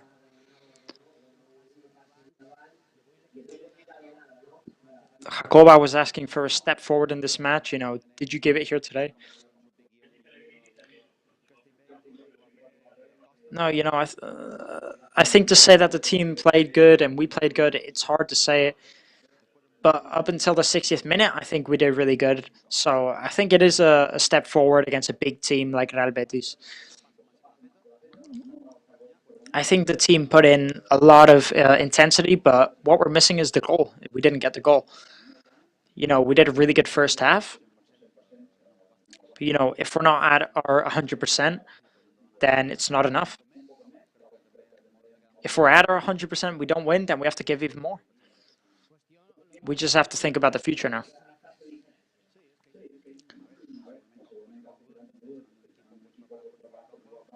Yeah, we're talking about a team that's ready to play, in Europe. And we had them in their own half. They weren't comfortable. They were trying to fix the game and switch up the way. We were doing really good. But we had 4 or 5 chances very clear. We didn't make them. And out of the 4 they had 1 and they made it. The vision, the ball play, we still have it. We're still doing good. So we just have to get better.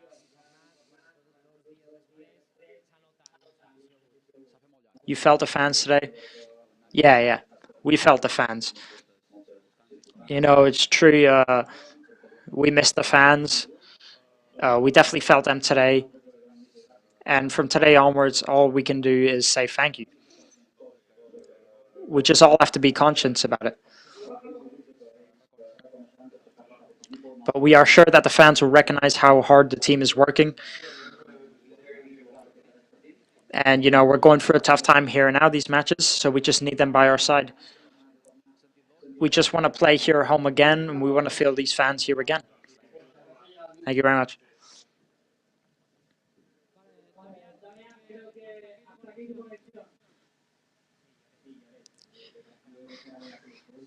So our correspondent is signing out for the day. That is it for the player interviews. Of course, we still have the press conference from Jacoba Arrasate, so do not go anywhere because we still have to watch that.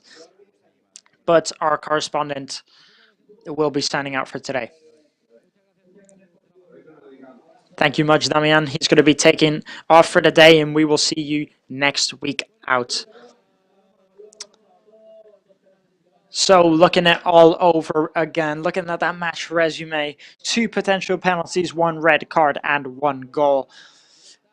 All of the players that had the interview, they all said the same thing, except, of course, for Sergio Dordera. I think in his interview, his opinions were a bit different. I think his were very similar to mine. That they had 4 or 5 chances, but they didn't score any, and that's why they didn't win. And Real Betis had about 2 chances, and they scored one of them, and that's why they won. And I think Sergi Dudera is completely right. I just think they have to get better, look at themselves. I don't think he didn't even bring up the referee. He did a bit, but he didn't even bring up that much. And I think Sergi Dudera, I really liked his words more than the others. Referee was bad and all, but at the end of the day, they just didn't finish off their chances, and that's why they didn't win here today. If they would have finished off all those big chances that they had in the first half, and they had a few in the second half too, they just allowed Real Betis to score first, and that's why they lost. So that's just my opinion. That's why I think they personally took the loss, and I think if they don't fix this problem soon, then it could be looking bad for Real Mallorca. Now we're going to go to the press conference from Jacoba Arrasate.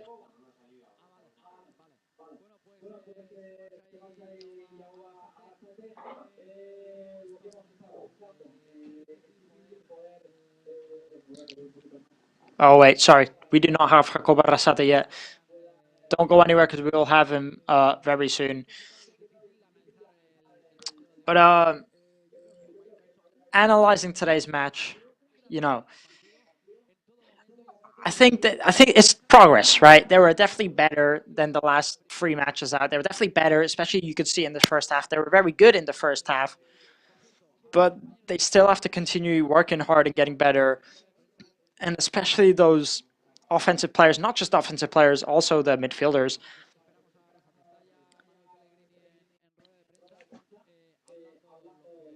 We're going to have Jacob Arrasate very soon. Sorry, I was just getting word from the people inside. We're going to have him very soon, so don't go anywhere. He's going to be here real soon. We're going to have that interview. But, as I was saying, they made progress today. I think it was good, but again, it was 3 points. That was a must-need win to stay in the possibility of European football, and I think now it's going to be a hard one if they want to try and get into European football. It's going to be a very hard one. They're going to be quite far behind now. Here's Jacob Arrasate.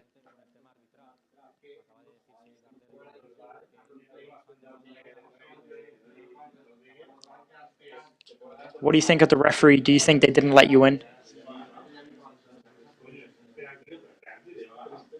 Well, I said it here. I'm really, really sad. I'm falling out of love with football. I fell in love with this sport, and I've always been really passionate about it, but I just think they're ruining it. And, then we see actions that happen in every match. A frame, a possible penalty. But, it's just always against us. And when it's the other way around, they'll always check it. But, what I feel now is just disgust, sadness. But hey, Thursday's going to arrive, and then I'm not even going to look at who the referee is. I'm going to look at the match.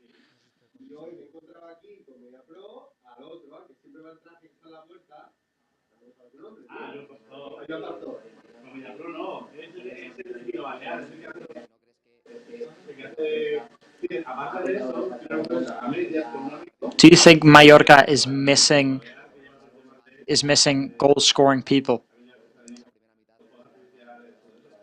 Because, in the first half, you had a lot of chances, but you didn't score. Well, it's true that we have a handicap because, we've conceded a lot of goals recently. And, when you're better, but you just can't turn it into goals, it's a problem. We had so many occasions and we couldn't score a goal. It's true that we have to score them. It's complicated, but it's true. And yeah, it's true that we struggle to score goals. It's something we have to get better. We have to think of solutions in the second half to get better and bring on more attacking players.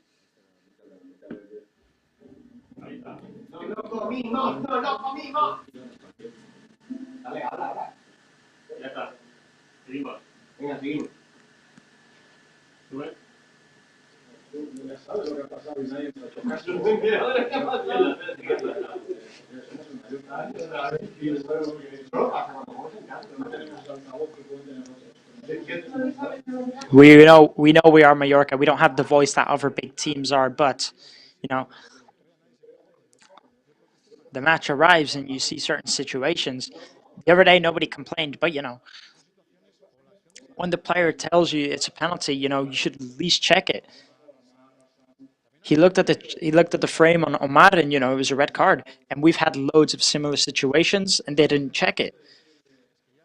So it's just a feeling of disgust to say, is it even worth getting angry over anymore? It's just, I fell in love with something else, not this. I've been saying it for time, and I'm still saying it now.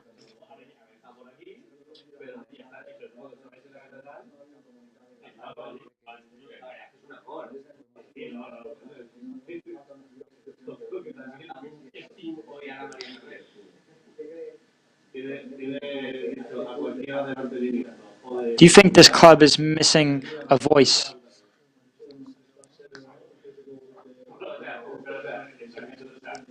I don't want to take any decisions depending on that. I'm here, I have my voice. Mallorca's never really been a team to communicate. It's more been a team of always getting information and talking. Maybe Mallorca's missing more of a voice, more aggression. Maybe. But, I have to focus on my job, on not letting them score goals and scoring goals. But yeah, I'm a manager. I'm here to do my job as a manager, and that's it.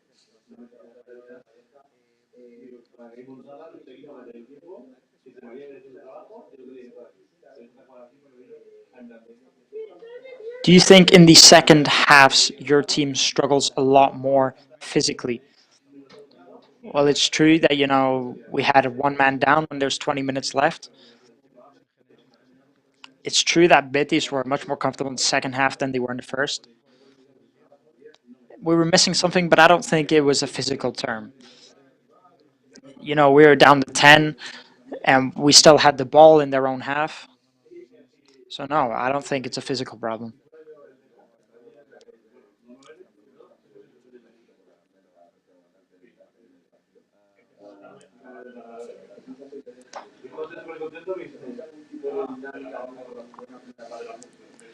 Is there any type of dynamic with the first half you guys did? No, it's not enough because for me, we lost. It wasn't a good dynamic because, we let them score in the end. We did a really good first half. We were better than the rival. But then you look at the result and we lost. We at least minimum need 1 point for it to be a good dynamic. If they get a goal in the 96th minute, yeah, sure, it's unlucky. It's just another goal. But, in the end, we still have another whole second round of the league, so we have to focus on it.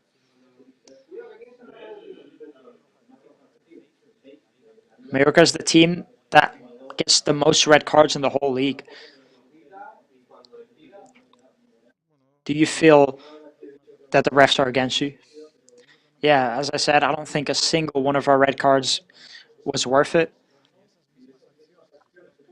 And some of them, they do check it, and then in others, they don't. The same thing happened in other matches against us, and, they don't check it. So, yeah, I don't think we're the team that are most aggressive, that most hit. But hey.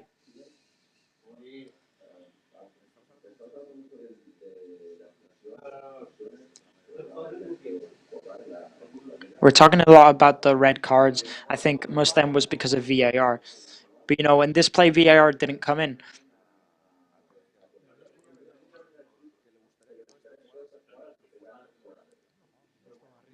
What do you think of the referee not going to check the VAR?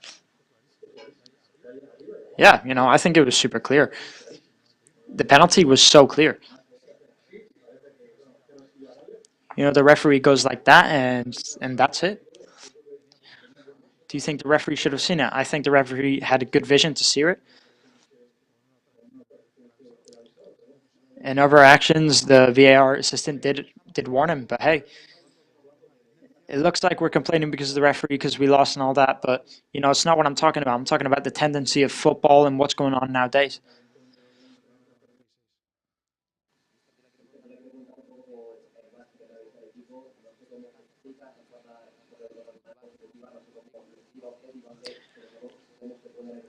How do you define the 4 losses that you've had in a row now? Today, if they gave us a penalty in the 99th for Dani Rodriguez and we won, I could have said we had a good game and all that, but, it's not the case. We just lost, but we played good. But I think today we saw progress. We saw something else.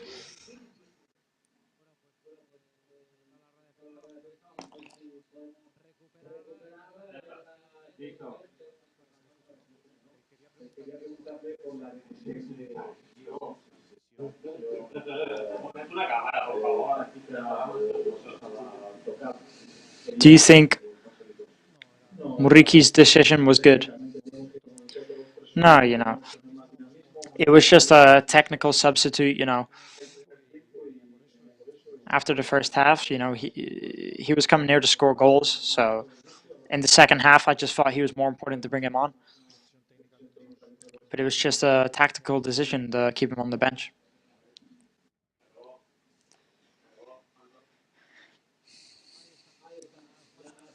Those were the words there from Jacoba Arrasate. As you can see, very, very, very upset with this loss, talking about football and how the game's gone and the refereeing and much more. As you can see, he's definitely not happy. He feels like most of the teams and most of the referees are against him because he's a small club and plenty of more others to talk about. But yeah, it's just a disappointing day, as he said, but still a bit of progress, still looking better than the last ever games, but they just have to keep on working harder to get that result that they want. So, yeah, I just think next week they're just going to have to go in more concentrated and, forget the refereeing, forget all that stuff, and just go into next week focused. As he said, he's not going to think about the refereeing next week. He's just going to go into the match and get about his team. That's what he should do. But, getting in all to that controversy decisions about the penalty and all this, he definitely wasn't happy about it. He's definitely feeling upset. And yeah, I definitely think the penalty was a penalty. And as you can see, he's stressed that the VAR teams didn't do better. And he says he feels like they're always against him. So, yeah, I mean, but as he said, the team still has to do better despite all this. They still have to get more goals. But today was a step forward and they still played decent. And I mean, it's hard nowadays to know what is a penalty and what isn't because I just think they just kind of, I think they improvise it nowadays. They don't even know. But we have to take the positive from this game. Despite the result, I think it was definitely a really, really good performance in the first half. Definitely progress. The team looked way better than these last few matches, but no doubt about it. Next week out has to be a win. It doesn't matter who the opponent is. They need a win very, very soon. But yeah, they were just missing. They were missing the goal. As the manager said, as Sergio Derde said, at the end of the day, what got them the loss is because they were missing the goal. And yeah, despite the refereeing and all that, and him talking about he's falling out of love for football and all this, I'm not gonna get much into that because it's controversial topic. Anyways, that is the end of this live stream. Thank you so much for tuning in. I've been your host for today, Daniel Armstrong. Make sure to tune in next week. Subscribe here. We will be live on match day. Make sure to follow us on Twitter, Real Mallorca English. And we will see you in the next match. Everybody take care. Have a good day. And we'll see you out next week.